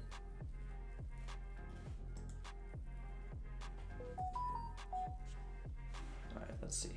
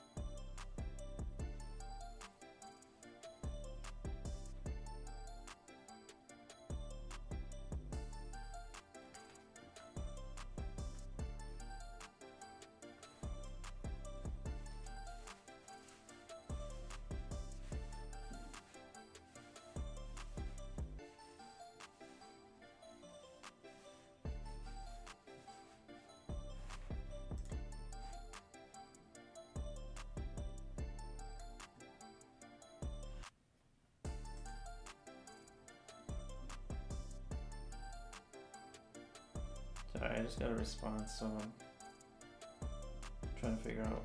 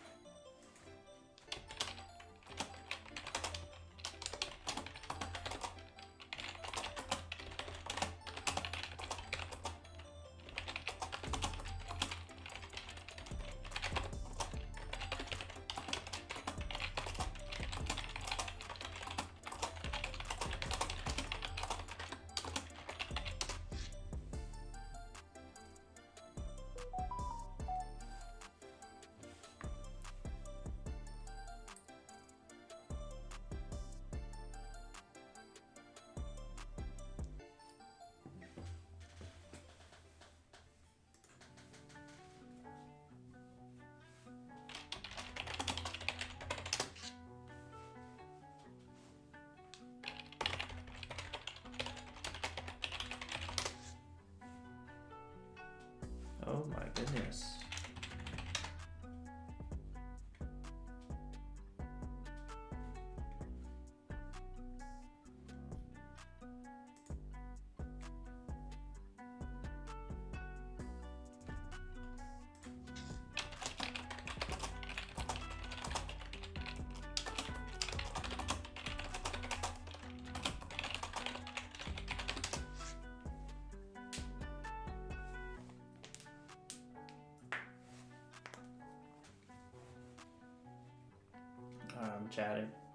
Chatting with an agent.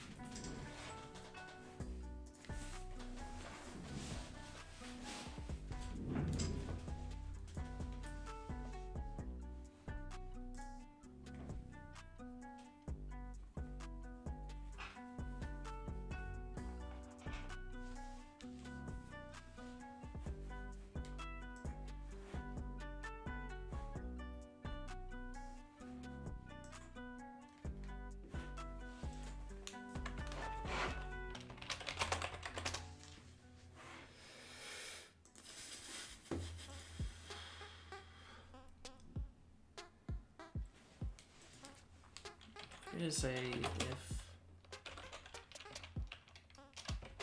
tag string tag.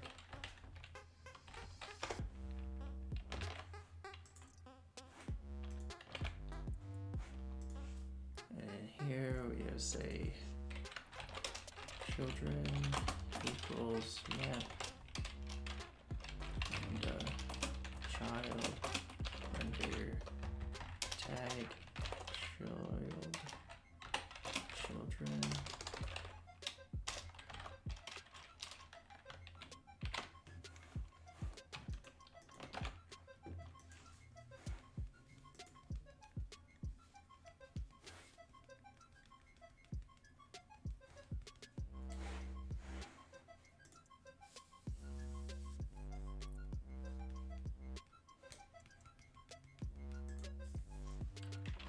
Make another def under child.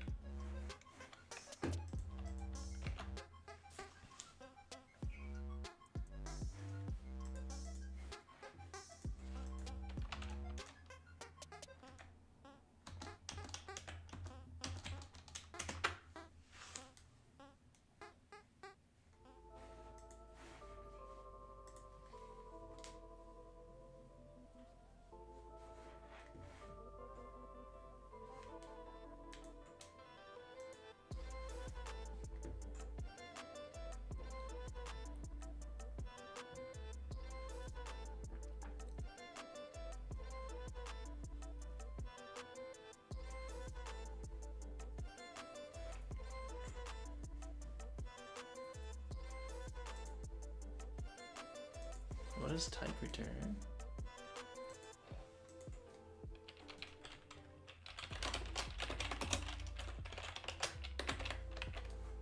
For string.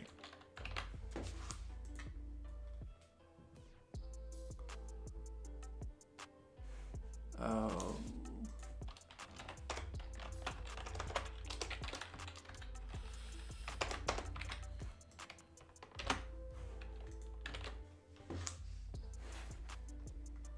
I understand that you're seeking to teach back up. Check out this question regarding what currently the progress regarding that.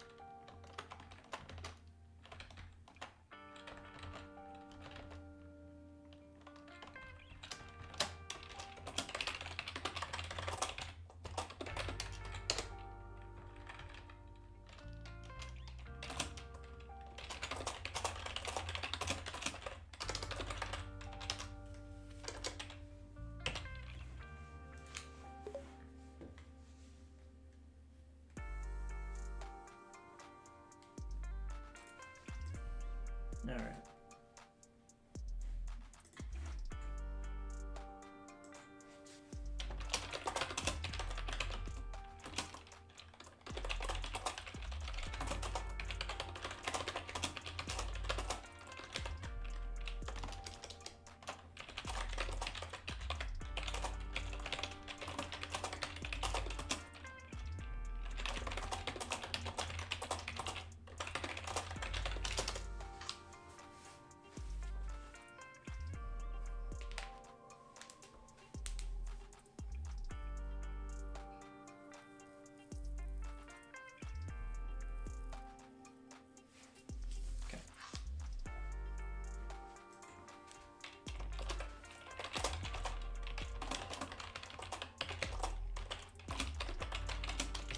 Was it the sign?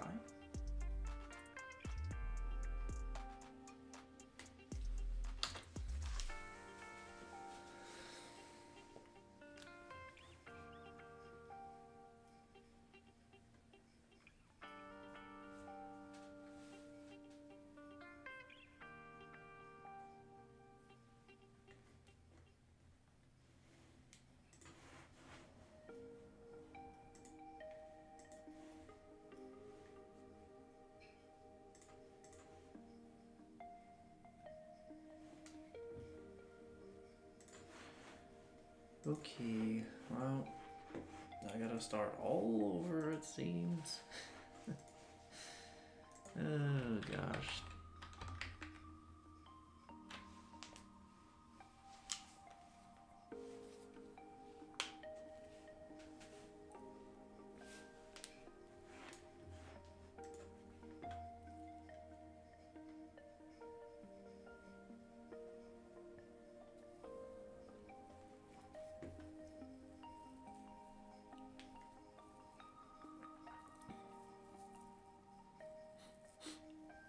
Okay, so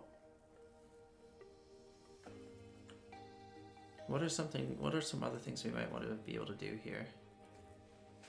We might want to be able to say background this way. So this is more of a style though.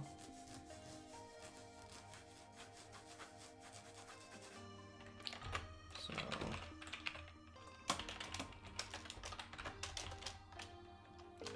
it would be great if that was like smarter though.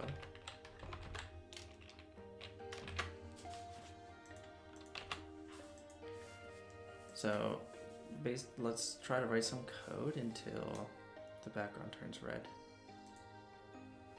And so what I'm thinking here is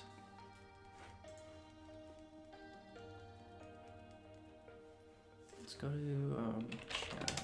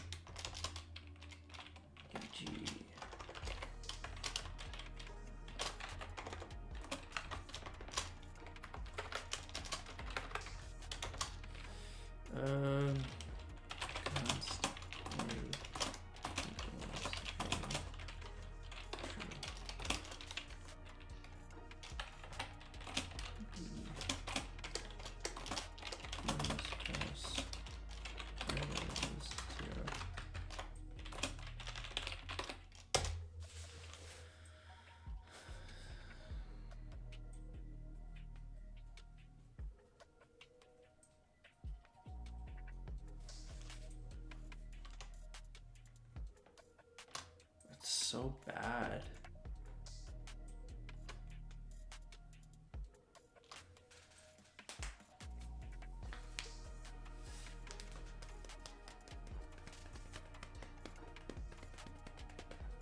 Okay, I'm gonna try this. I imagine that ChatGPT is just hallucinating and you actually can't do this. But we'll find out. We'll find out. So we could say,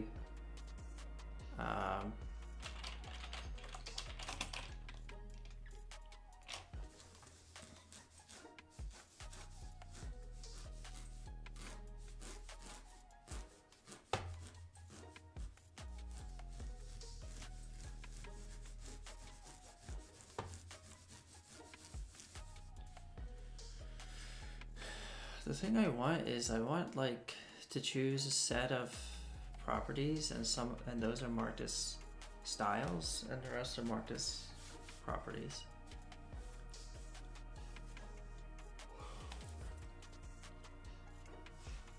Anyway, we'll try it.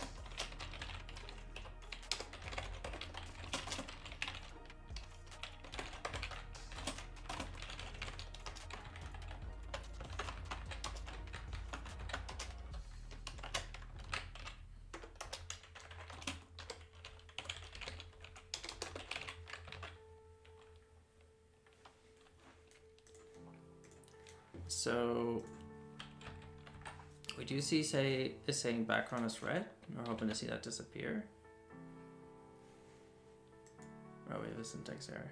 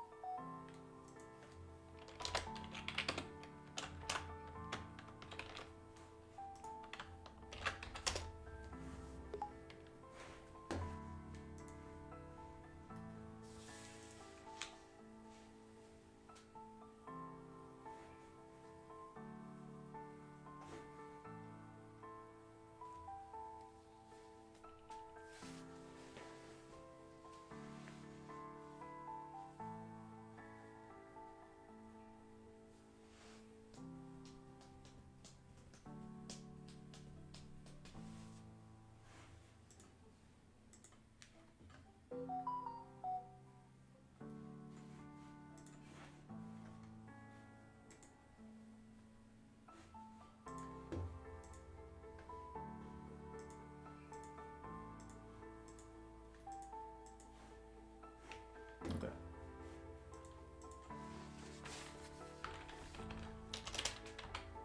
So maybe we'll make a helper function called deconstruct.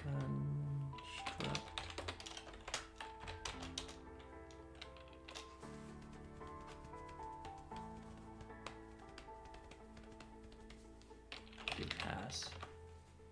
It's interesting, it's not saying that there's an error here. This is how they wrote it, actually.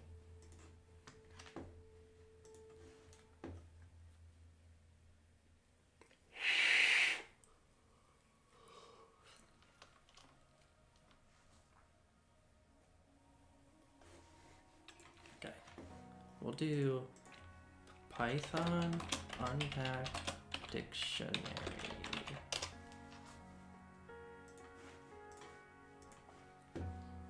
I guess they just call it something different in Python.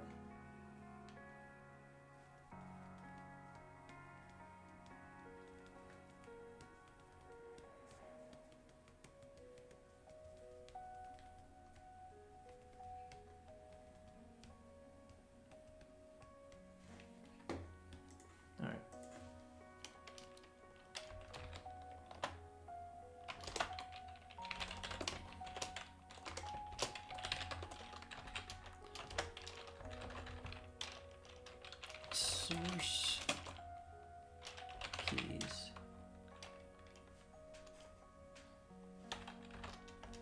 So I'll basically say A, B for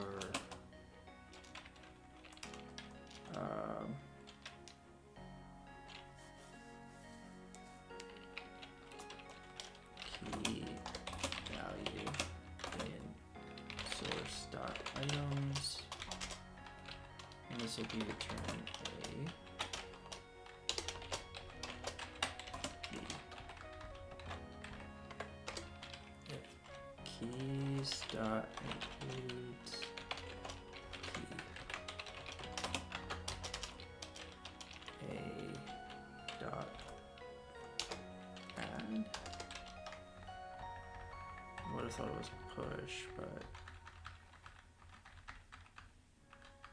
oh, it was key equals value else B. And here we just say properties styles equals split dictionary properties background.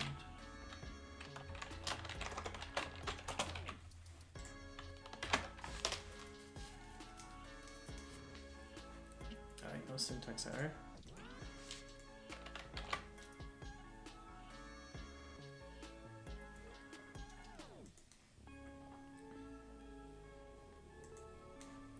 List. How do you do Python list includes?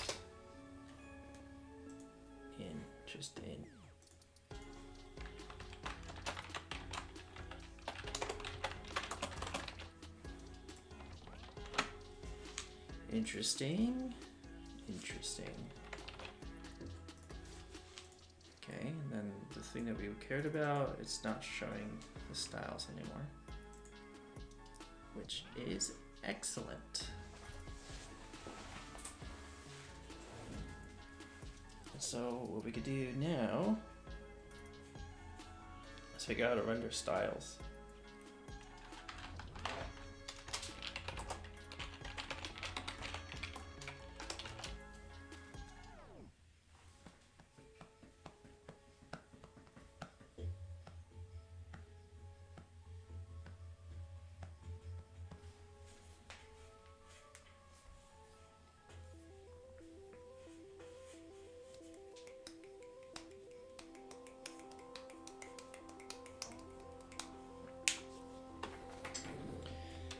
So render styles, we'll take styles, and then we'll do map render style, styles, return,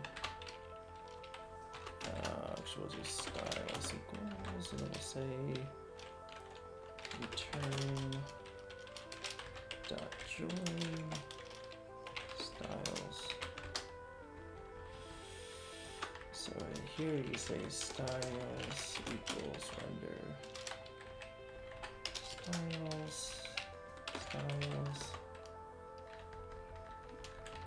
say styles equals, I'll say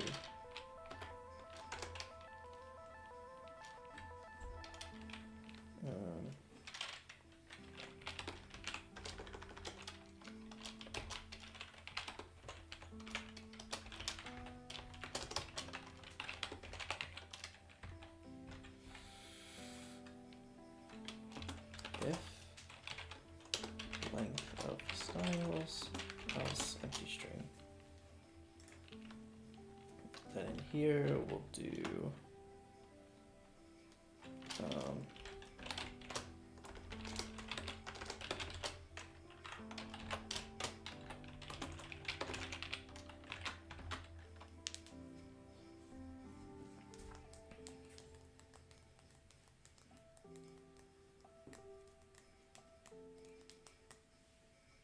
something like that.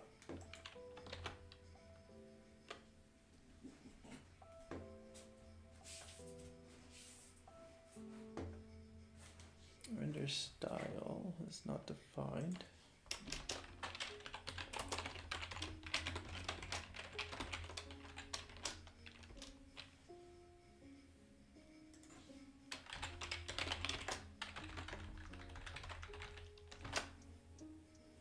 What do I do for render property?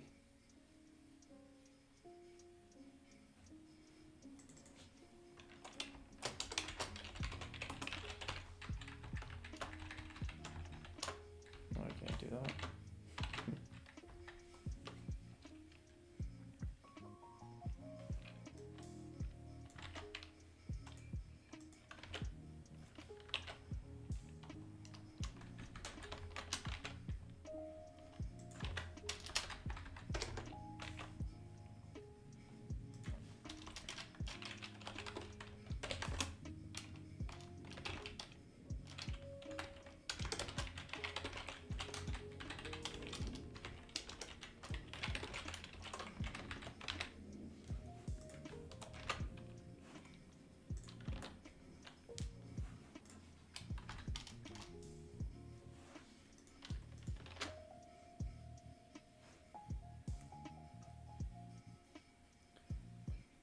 List expected at most one argument got 2.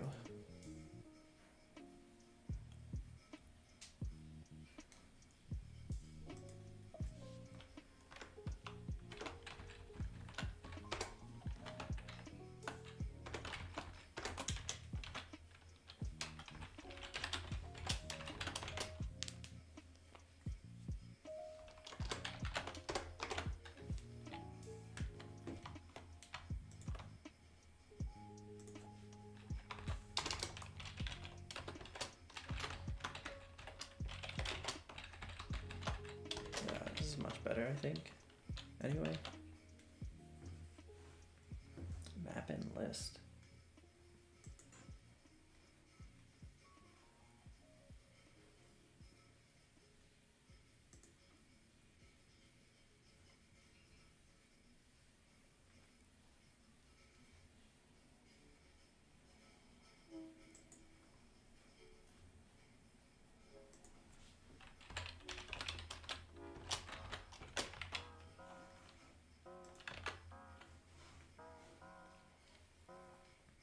Alright, it looks interesting. Very interesting.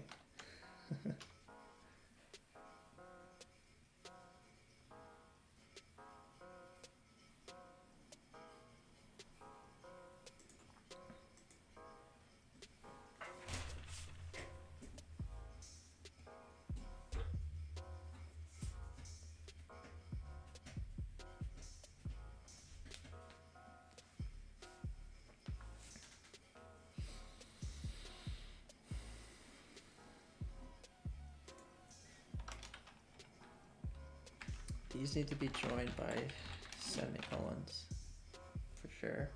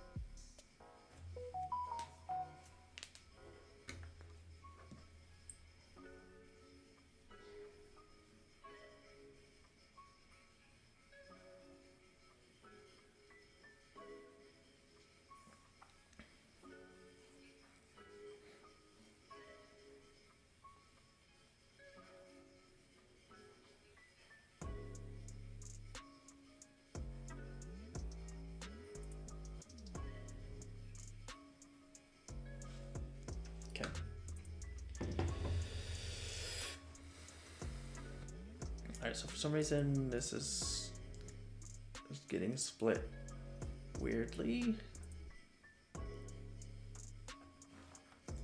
So something's going wrong in here. Off topic, but shift registers are fine. Nice. Good job.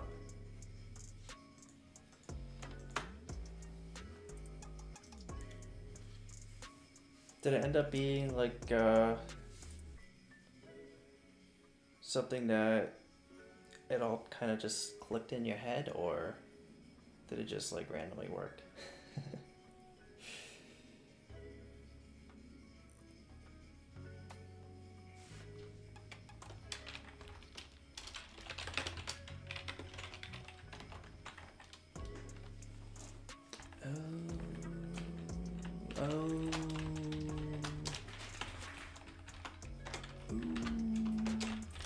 Alright, that's the issue.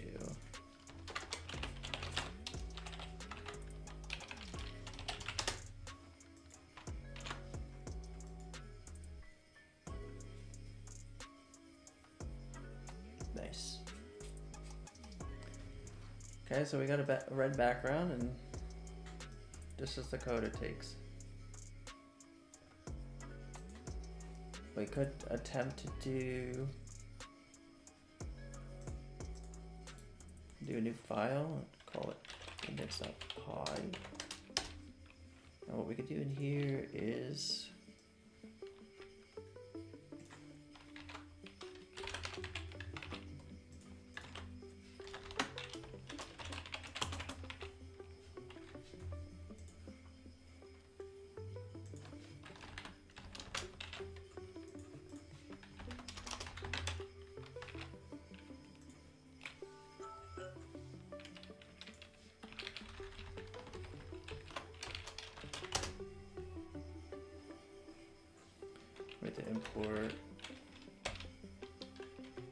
import index from pages.index or index.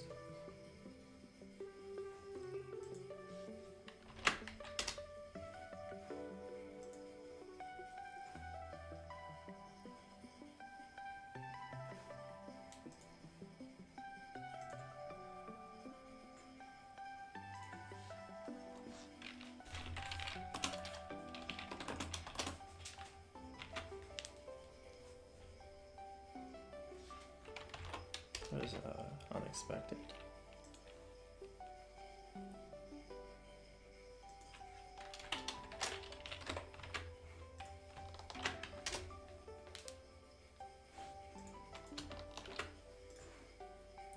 Now that lets our code, allows us to simplify our code.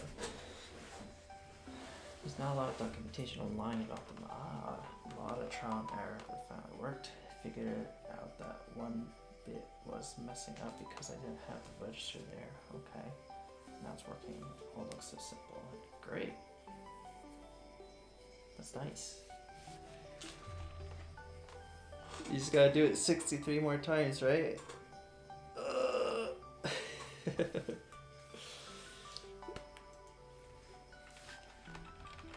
Are you gonna do a downscaled version?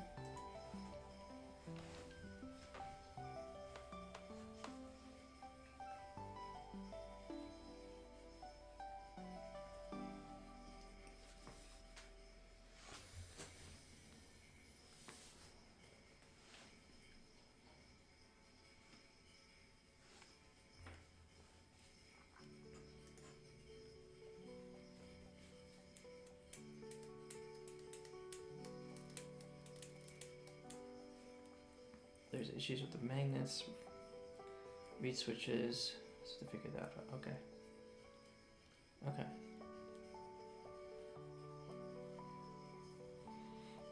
Well, you made progress. It's good. Congrats.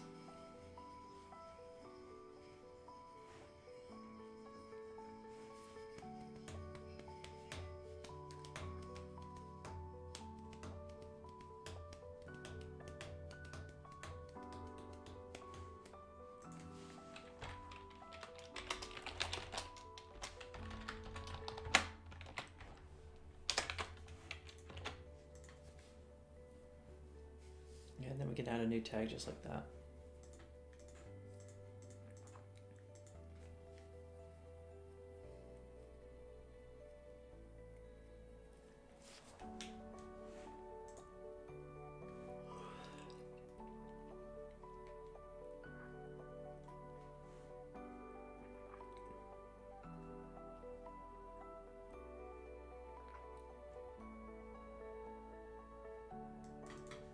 So we don't need a path here, right? Go to here. We just call index. We don't even need to call index.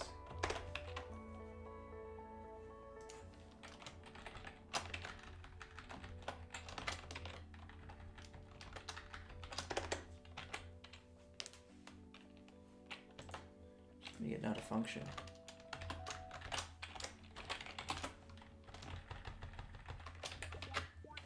Down.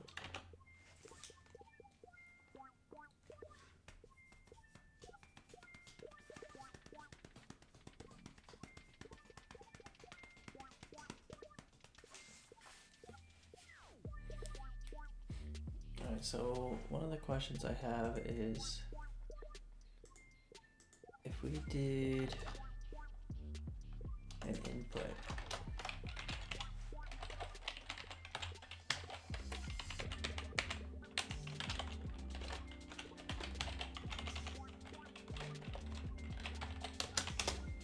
do an input.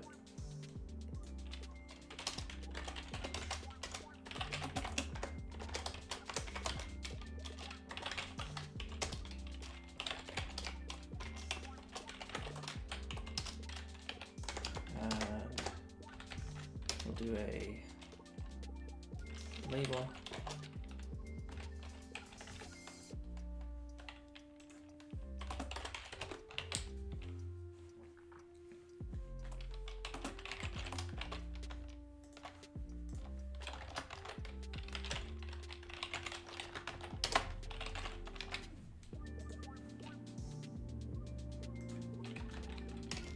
Say this is for name.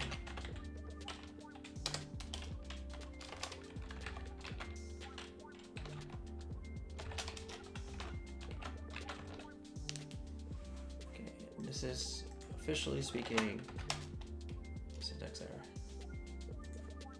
So we will need to call this HTML4.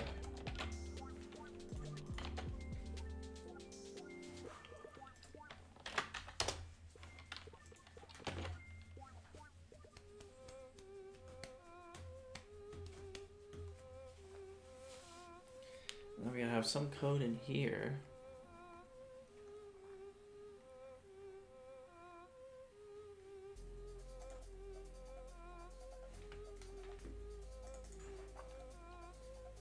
When we render prop, say key equals this key.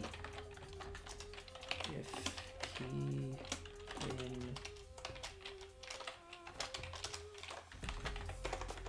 we do this equals HTML4 key equals 4. Right.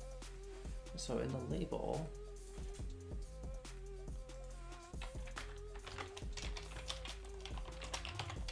put name. Click on this. Well,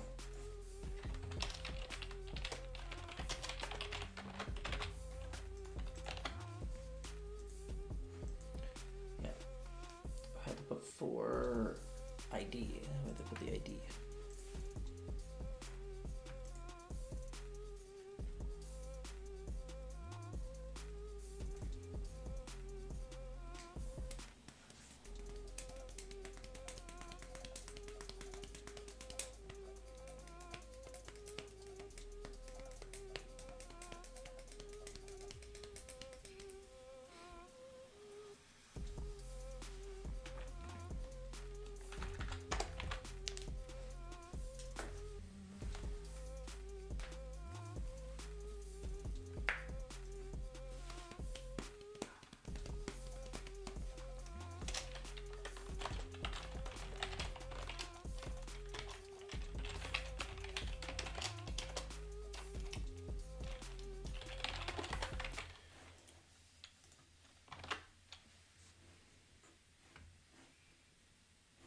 Let's see if that works, just right out of the box.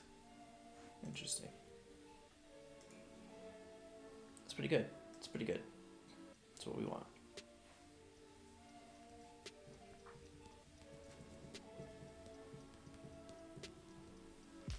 Okay, well.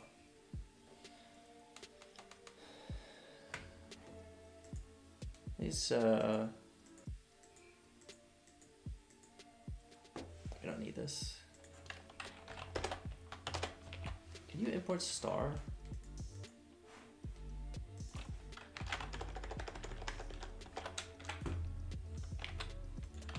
Incredible, absolutely incredible.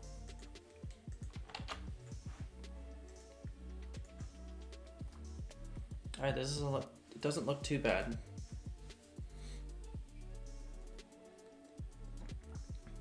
And we don't need to like write some special interpreter that, you know, it's just like, it's so much faster. It's gonna be so much faster. And the code would be way more reusable.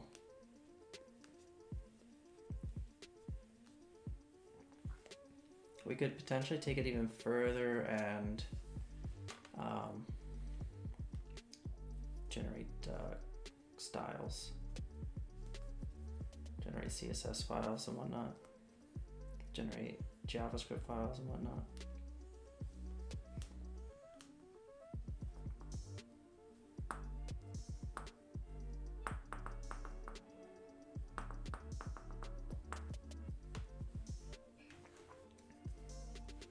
But this is looking pretty clean to me. And granted, you know, like we're gonna have to do a little bit more with onClick. We're gonna have this, you know, it doesn't look as great as React, but this is Python. So we're trying to do things within the bounds of Python. And doing this is not as clean as Next.js. So there's a few things I want to think about.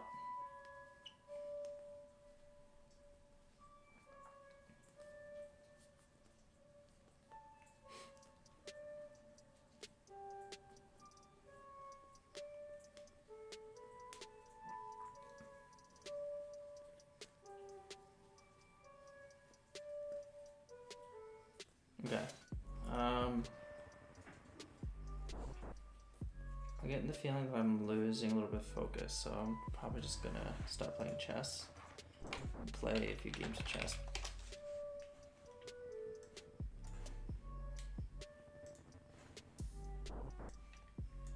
I'll play some speed chess, despite it being the reason I lose so many games. And then I'll play against viewers. See if we can have some shenanigans. How do you play? I never remember.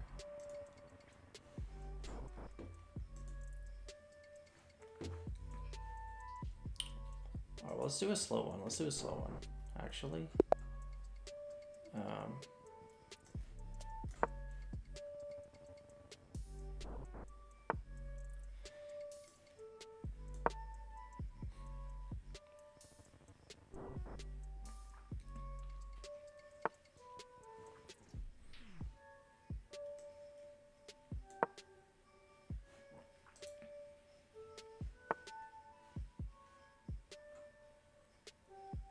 I feel like they're trying to Ponziani me.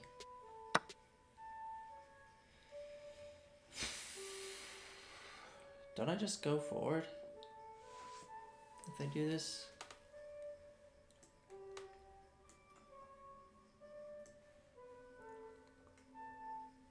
Because they don't easily attack me back, right?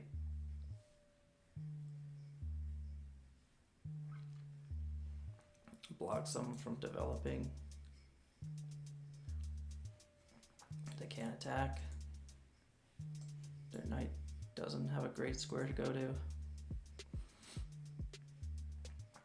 So this just kind of messes up their tempo a little bit. They want to attack this knight. They want to. I imagine they still do this, but I just keep adding support maybe.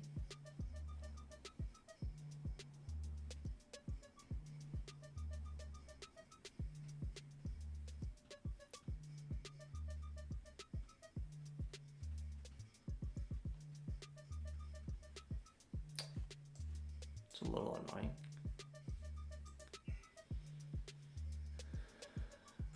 If I do this, they take with the bishop probably.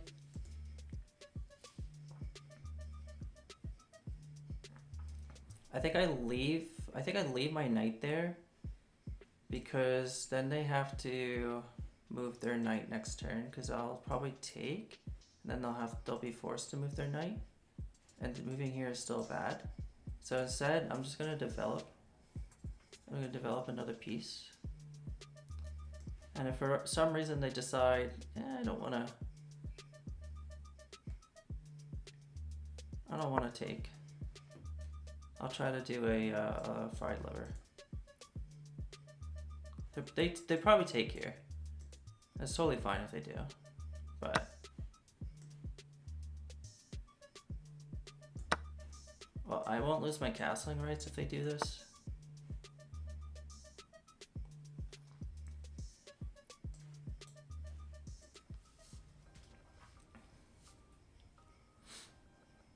Okay. I think I do what I just did.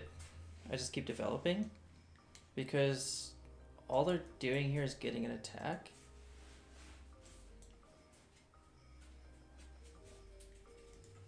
Actually, I almost think I should castle.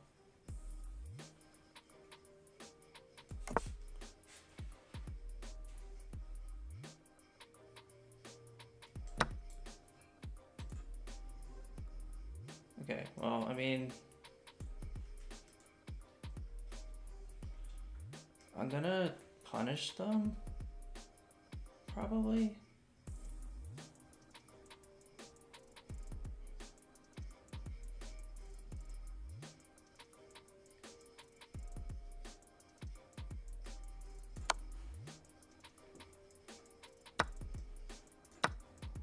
And then I'm thinking of checking them. They lose their castling rights for that. I don't know if that's good or not. Because I pretty much just get to keep attacking their king now. Is there anything that's free right now? I mean, I was thinking of going here, but then they just bring that over, so I just want to see what they do if I do this. I don't know. I want to see what they do. I want to see how they react. I don't know if they do this or if they do this. Okay, well, now I want to see what they do for this. Do they bring this in? Do they bring this in? Do they move? They move. Okay, so to me, I think I start. Where'd they move to? A green? So if I do this,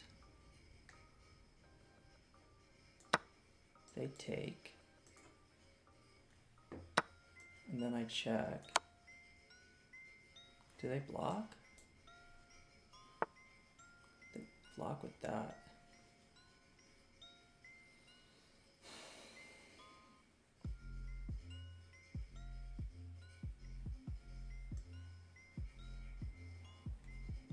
Okay, I just pull back. Wait, I blocked their pawn development?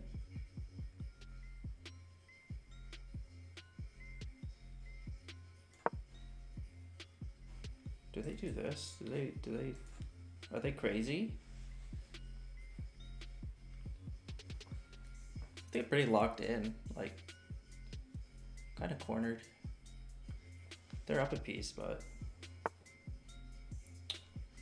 so they just want to keep pushing my pieces. I'm trying to look for some kind of alignments here.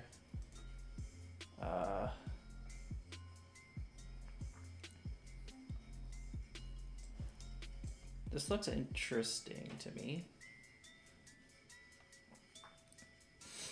Even this looks kind of interesting, but then there's, nah, actually there's that. JK, not interesting at all. I don't know.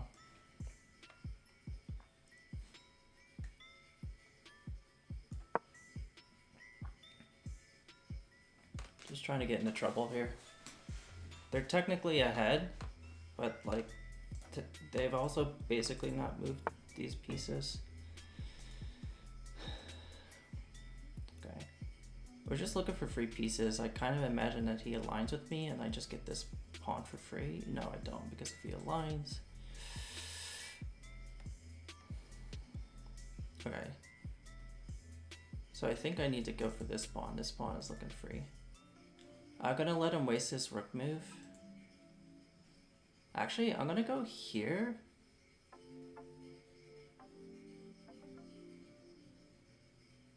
And see if maybe he goes here. He probably doesn't, he probably goes here, but it's fine. Everything's fine. Because ultimately I just want this pawn. Okay, well, he's going for my rook.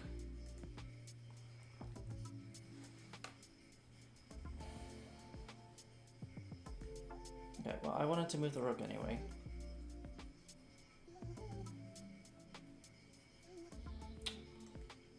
I think I'd just move him up a little bit, but then I need to do something about that bishop because it kind of ruins my day.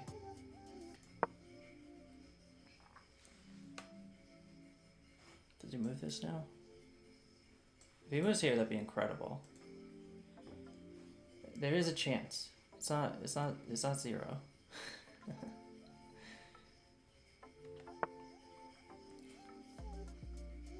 Okay, well.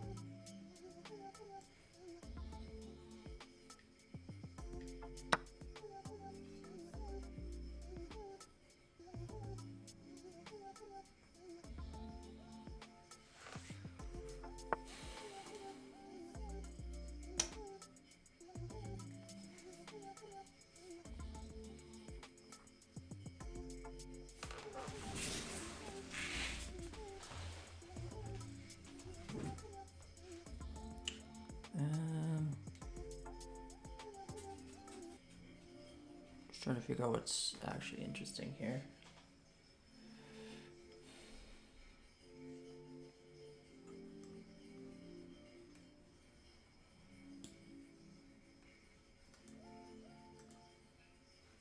I do have to save my bishop. Do I just go here though?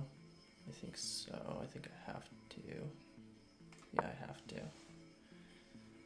I have to take their bishop this turn. It kind of ruins my king's position a little bit, but like, do they check me now?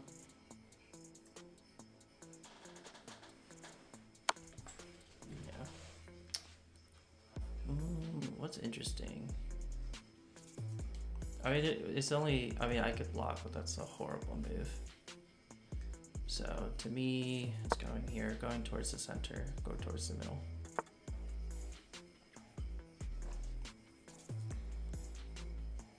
That's a good move. Yeah, that's a good move. How do I get out of this? I don't really. The only thing I can kind of do is like just try to set up for the win. Just let him take if he really wants to. If he wants to, he could take. He might think that he has like a tempo.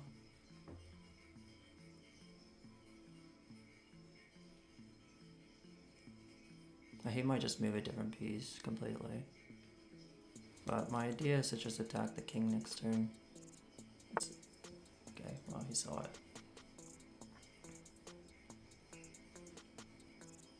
Alright, so...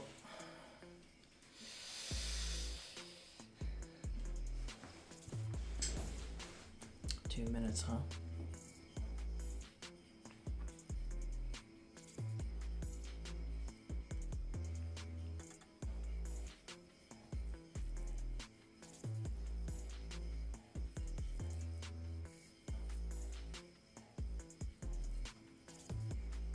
Oh, I guess we have to make a sacrifice, unfortunately.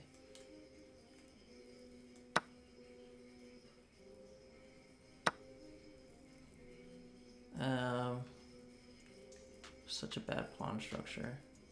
Alright, I want to make sure nothing's aligned. The king's not aligned. I just gotta watch for the dark tiles. Just get everyone off a dark tile. I'm just gonna do pawn hunting now. And hope that I don't get like back rank mated.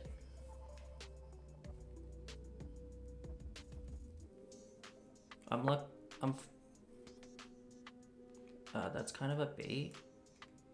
That actually helps me a little bit. I don't know if they thought I would go with my rook. It actually helps me a lot.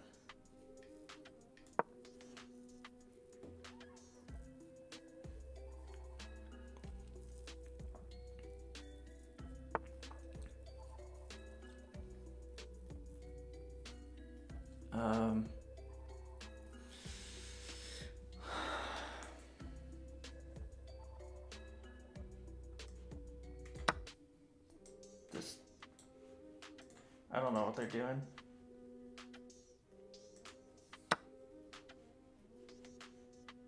I was gonna push past it. Oh, I should have just capped. No, there's two attackers. I'll just push past it.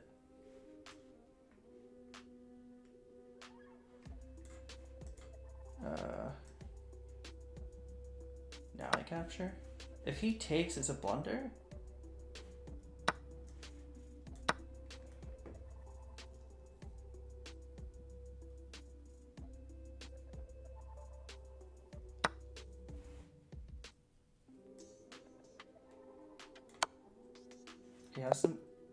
He resigned. Why'd he resign? Oh my god, I didn't even see that move. It doesn't matter, but I didn't even see it. I probably... Dang, I'm blind. They just completely forgot my rook was up there. I didn't remember. What's their move?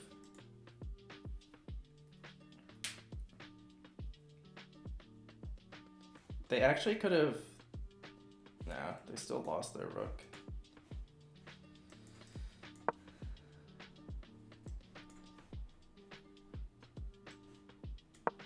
I probably would have yeah, I probably wouldn't have seen it. They should have just played it out. I had no time.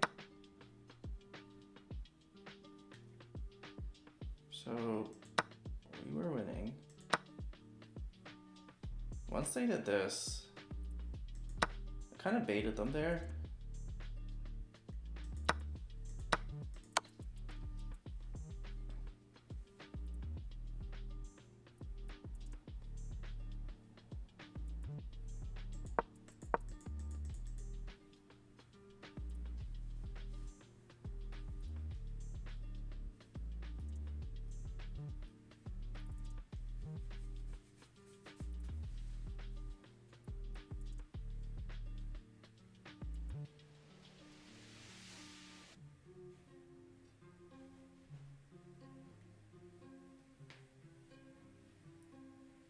They could have played your clock, for sure.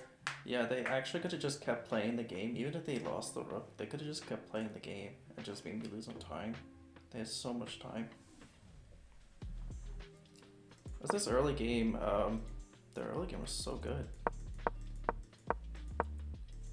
Was it? So me moving there was bad. And that's because there's two... because they do this. Me moving here is bad. Does this retain how bad it is? Not as... Oh, it is. It is as strong. Is this a bad move? That keeps the momentum. Okay, well they're up a piece now. Me doing this makes them go up a piece. Which is just the pawn, I guess, that they took. which I was pretty confident I would get back. This was a blunder. This is a pretty major blunder, I guess, because I just got... So I guess I should have captured the knight here.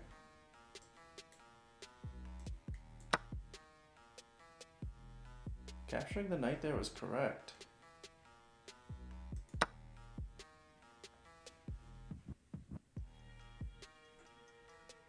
.8, 1.1. It's not as correct. I should have captured the knight with the knight.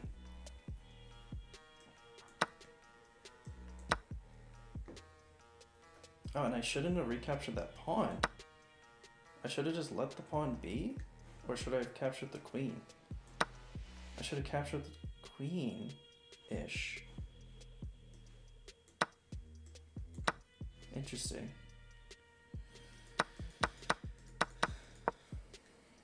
Alright, well, this move is a blunder, and let's just see. So it's 1 attacker, 2 attackers, 3 attackers, 1, 2.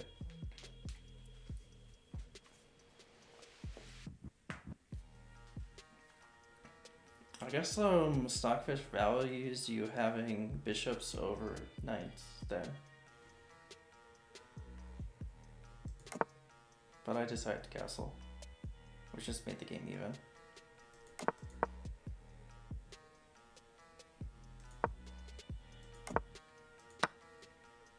Okay, that was a huge... That actually lost them, like, the game. What the heck? Did I take advantage of that? Not even close.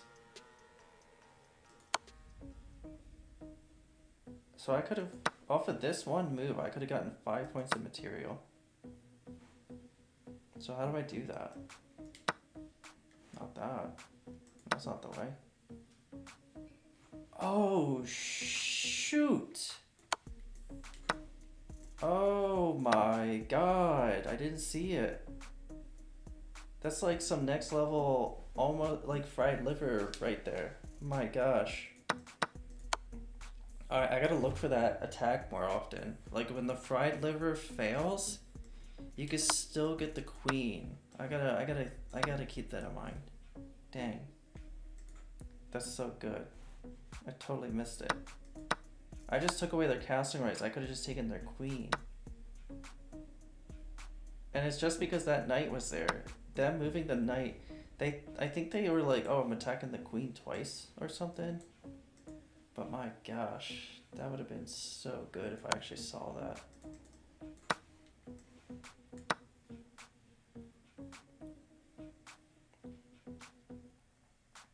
Oh well.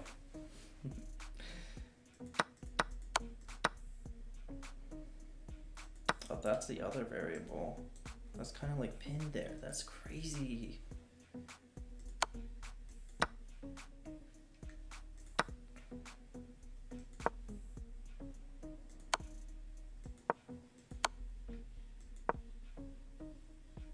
Oh, they shouldn't have moved there.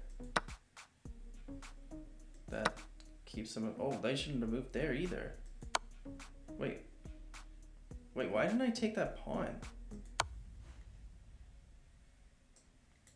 Why didn't I take this? That was a free pawn.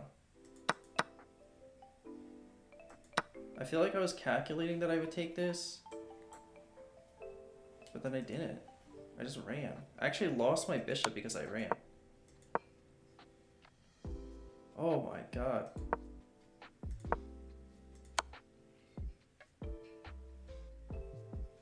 Oof. That was a free pawn. I should have just taken it. At some point in my mind, I knew it was free.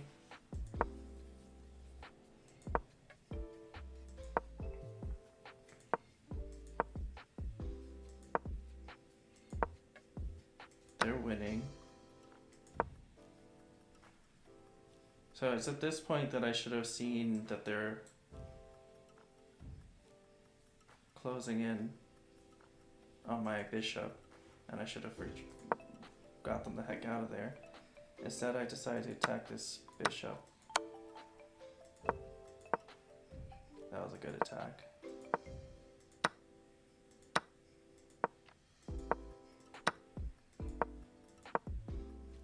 Okay, it starts to come back my way. Oh, they didn't like that? Just 1.9? Oh, that like loses me the game. What the heck? What should I have done? Should I have taken? I should have taken. Oh, and yeah, I did say this earlier. I did see that this was defended. So it wasn't that bad to take.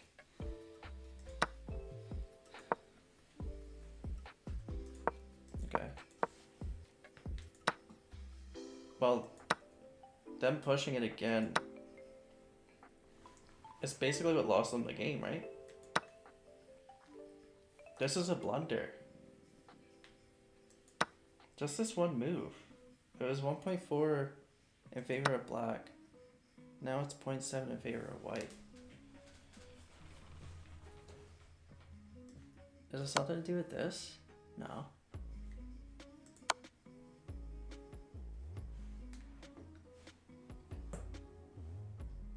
What was I supposed to do then? Oh my gosh, because they blundered the bishop.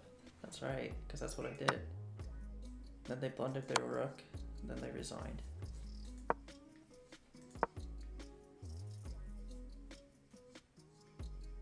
Now we're back to even. Alright.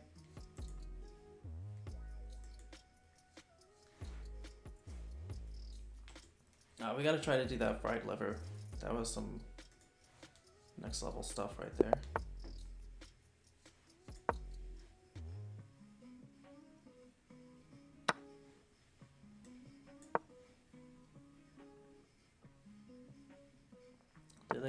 Why don't they gambit?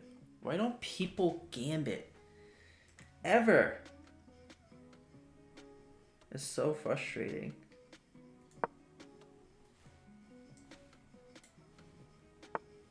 Oh my god, they don't even care.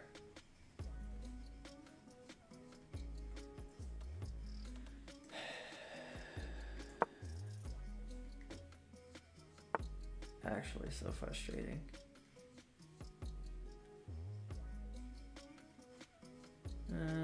It's protected.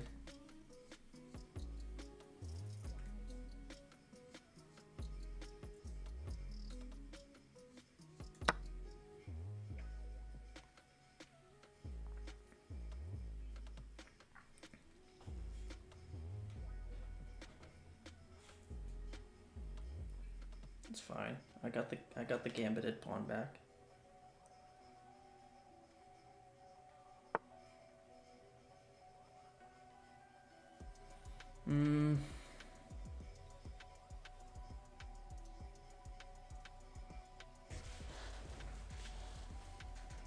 I'll pull it back so that I can open up my rook. Oh, he's gonna check me. That seems pretty annoying, actually, if he just checks me.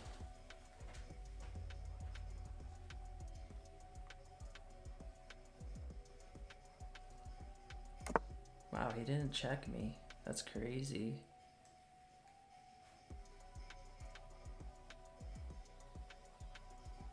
So now he can't check me.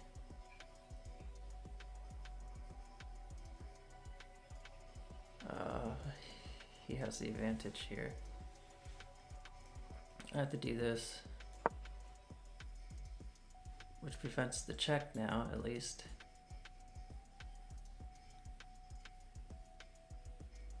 They never brought their queen out.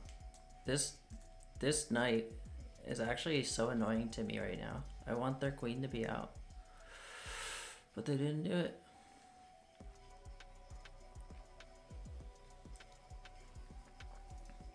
Oh, I can't do the fried liver thing anymore, so. I'm also not castling on this side. They're not pinning anything, so I don't know what the point is there.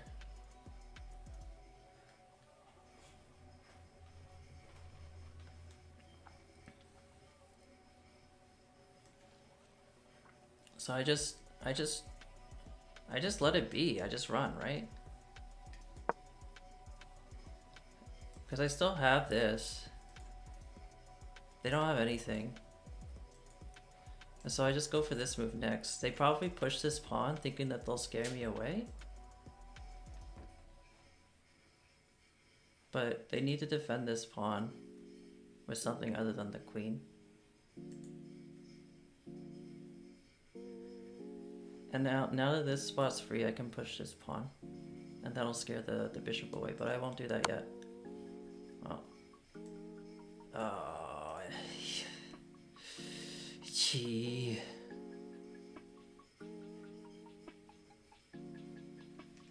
I can't do it now because of their bishop. I totally forgot that. Good thing I did not do that sooner. Well, I have to move my king, pretty much. They can't check me again easily. Not easily. It does block my queen in, which is a little annoying.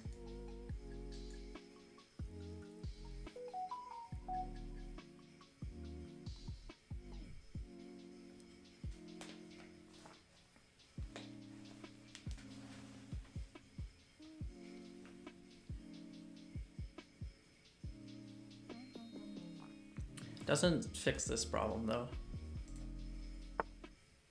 That fixes the problem.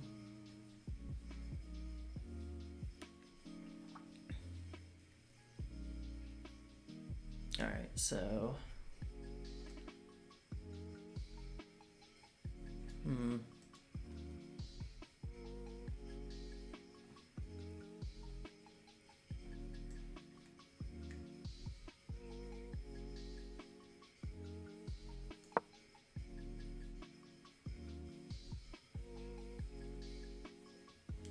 We'll probably scare this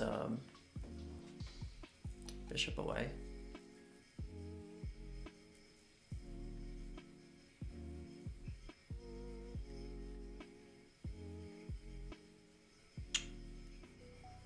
Interesting. So is there anywhere we can go to kind of make it so that this bishop can't run away? I don't want to go there. Fine.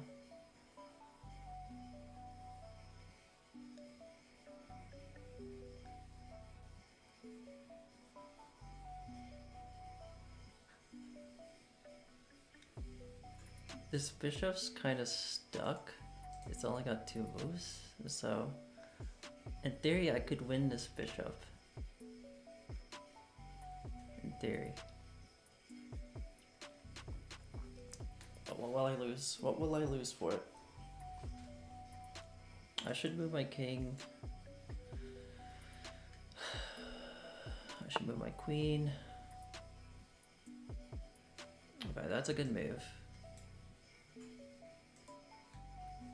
I should anticipate that.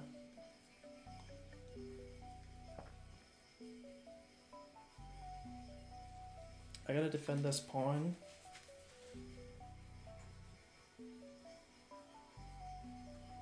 I will do it. I'll do it with this. I'll do it with the knight. Then I'll have 2 defenders. Ugh, does that just suffocate me though? Then they bring the queen in.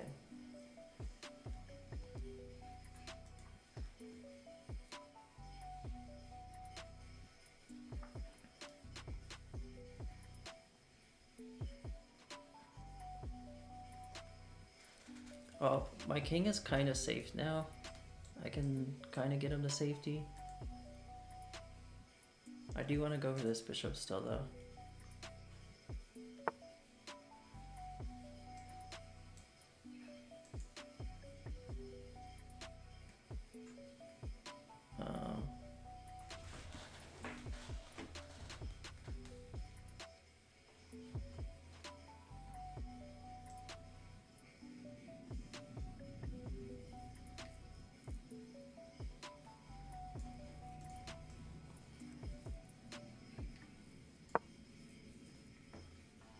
Do they do this? They probably do. No. I have too many attackers. I have 2 attackers, they have 2 attackers.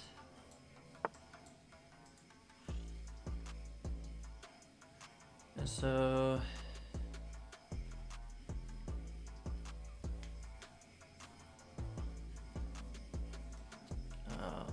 also.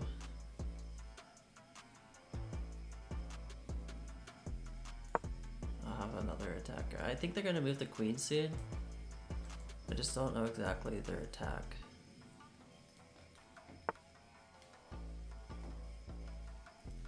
That's an interesting move.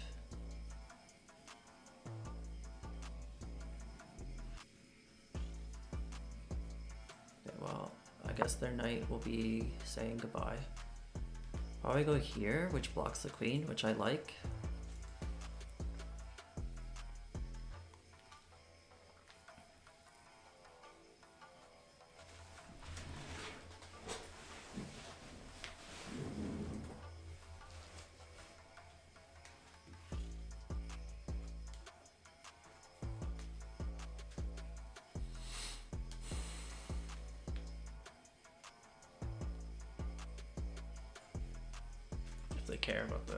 If they even care about the knight.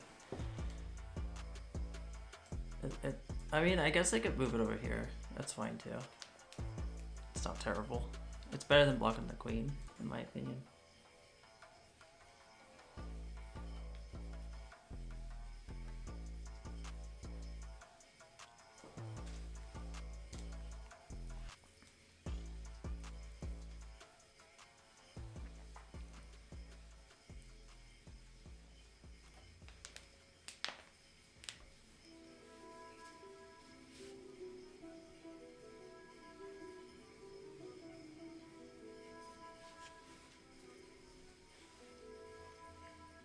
I still have 2 attackers here, so I gotta... Okay, well, they blocked their queen, which is perfect for me. I can't move this until I start moving my king, so I'm gonna try to get my king somewhere else.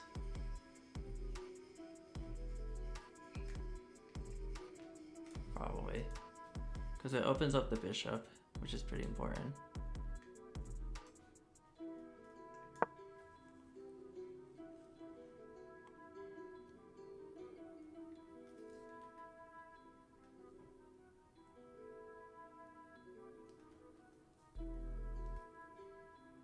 Just keep it on different colors than the queen, then I can't get forked by a knight.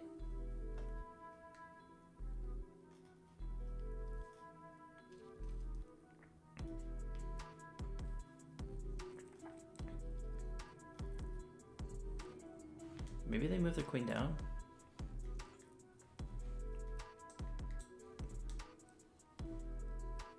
With some ideas of going this way?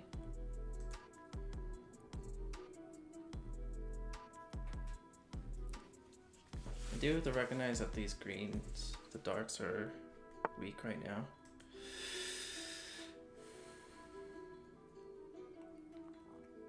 Okay. It's kind of a bad spot for their knight. To create a battery.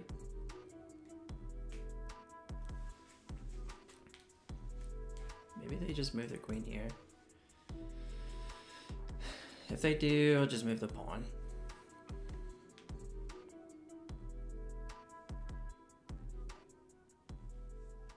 But this knight, I mean, there's nowhere it can go. It was a bad move. Because of this bishop. So they did move the queen up to prevent... I have these 2 attackers. They have 2 attackers, so I just need to make another threat.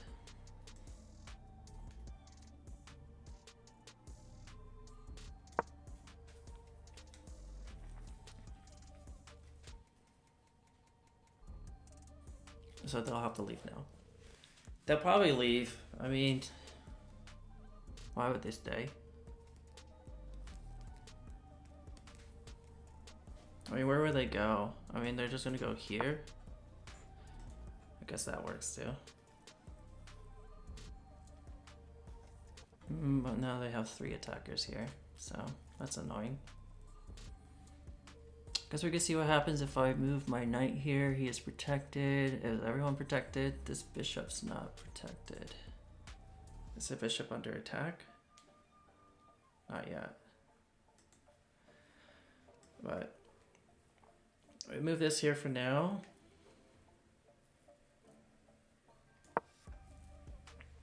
That opens up my rook. Maybe I could do something interesting with the rook.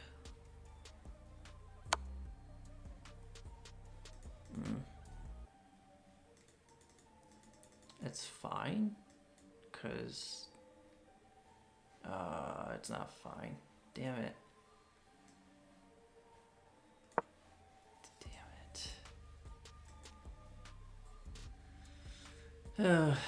Do they see it?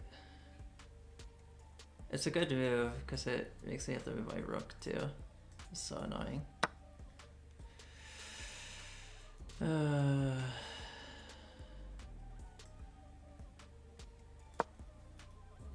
I guess that's what I get for moving this pawn. They're just gonna take this too, I guess.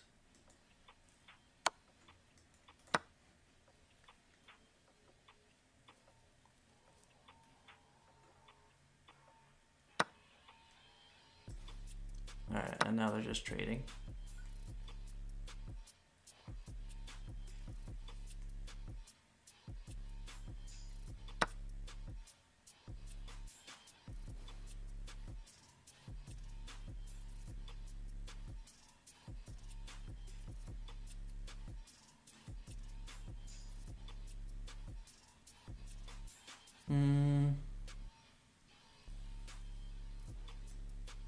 What's our time looking like?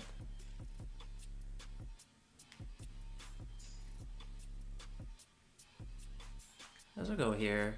There's this free pawn. Nah, we'll go here. What else is free? Let's go here. I guess I could go here. That's kind of annoying.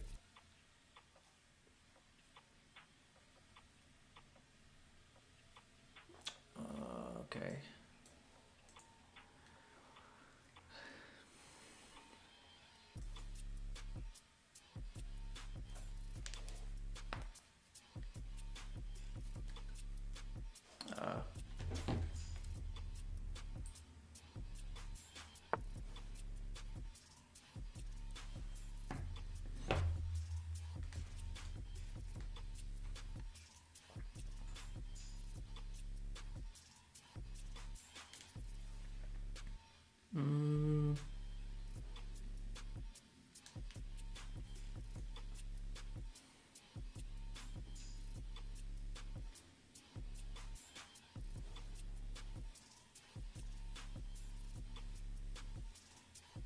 Trying to think of a way to get up here.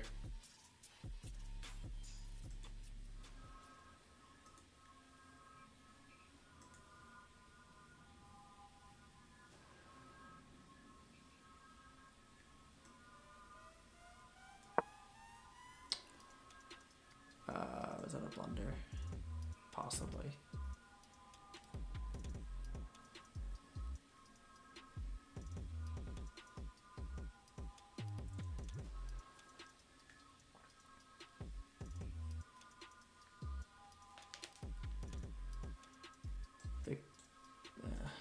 I don't know what they could do.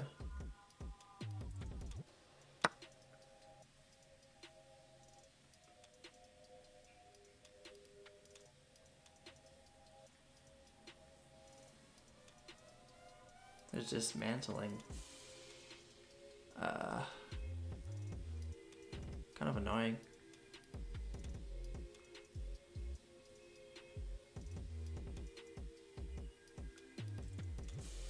Oh, I wish I had pieces.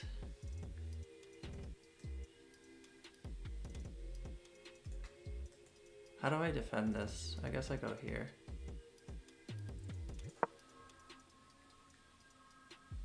They just trade, right?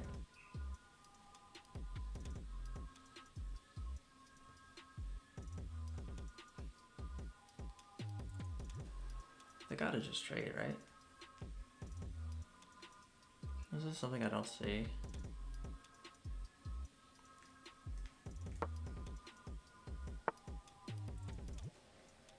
What? Oh, for the queen?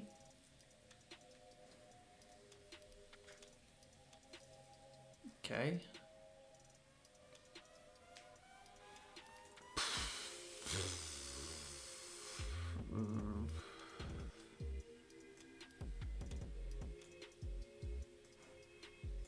don't care about the queen. I don't care about anything.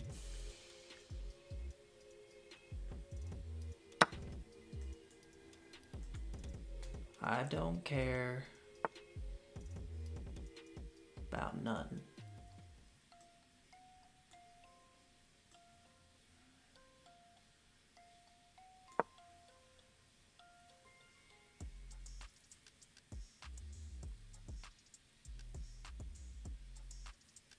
I probably could have captured this at some point.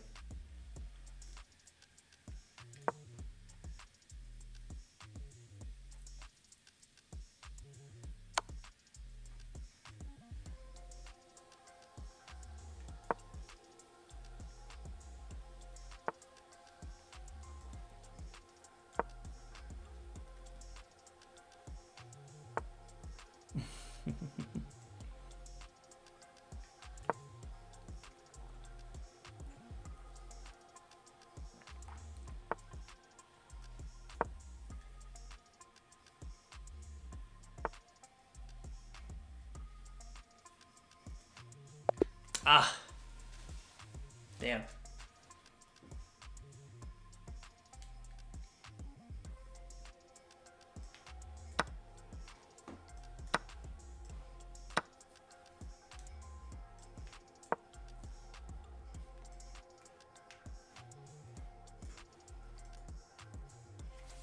I wonder if I could have caught anyone with this knight at some point, because like I had to have just missed something obvious. This knight just sitting here doing nothing. Thank you.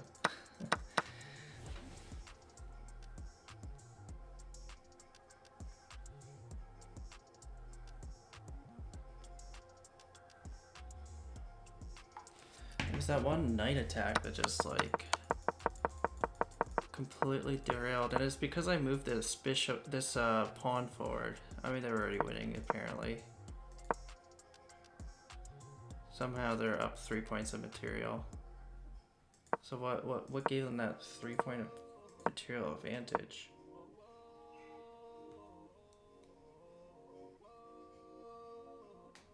With the open. True.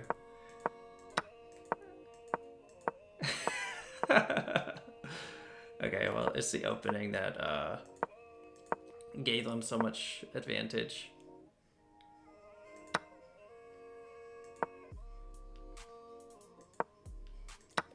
You're right.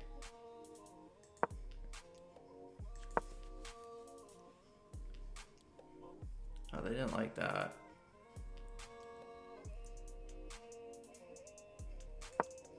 I just don't know why, like literally the king's sitting right there and you're just ignoring it. Crazy, crazy stuff. So greedy. All you care about is material and development. Okay, so probably I should have captured here? I actually should have just captured.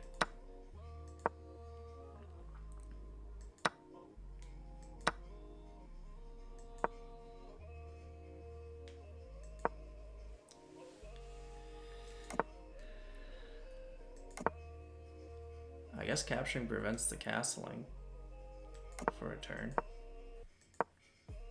I mean, also that bishop was annoying me.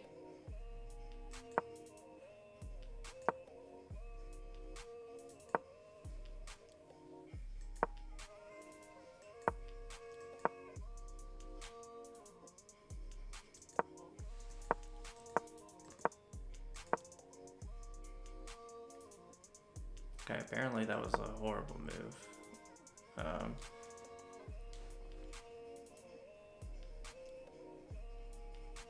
How did they maneuver their knight so well?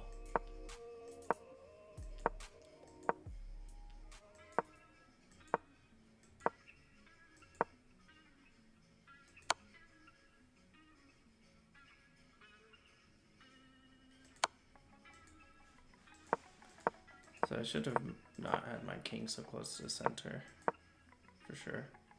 I probably should have moved him down. It probably would have been the same position though, right? No, they wouldn't have been able to get to me as easily if I just moved down rather than... Somehow I had no blunders, no misses. So...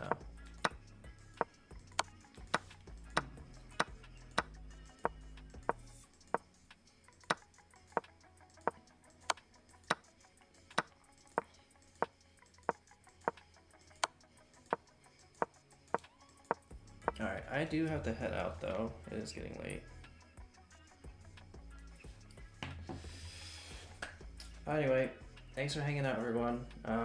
Did a little bit of Python today. Do some more tomorrow. But yeah, thanks for hanging out. Zuha, Alex, Mike, Mark, sorry, Mark. I don't know anyone else out there. Anyone on Twitch too? Yeah, I'll be back again 10 a.m. Eastern time. Full normal stream. But yeah, thanks for hanging out. Bye for now.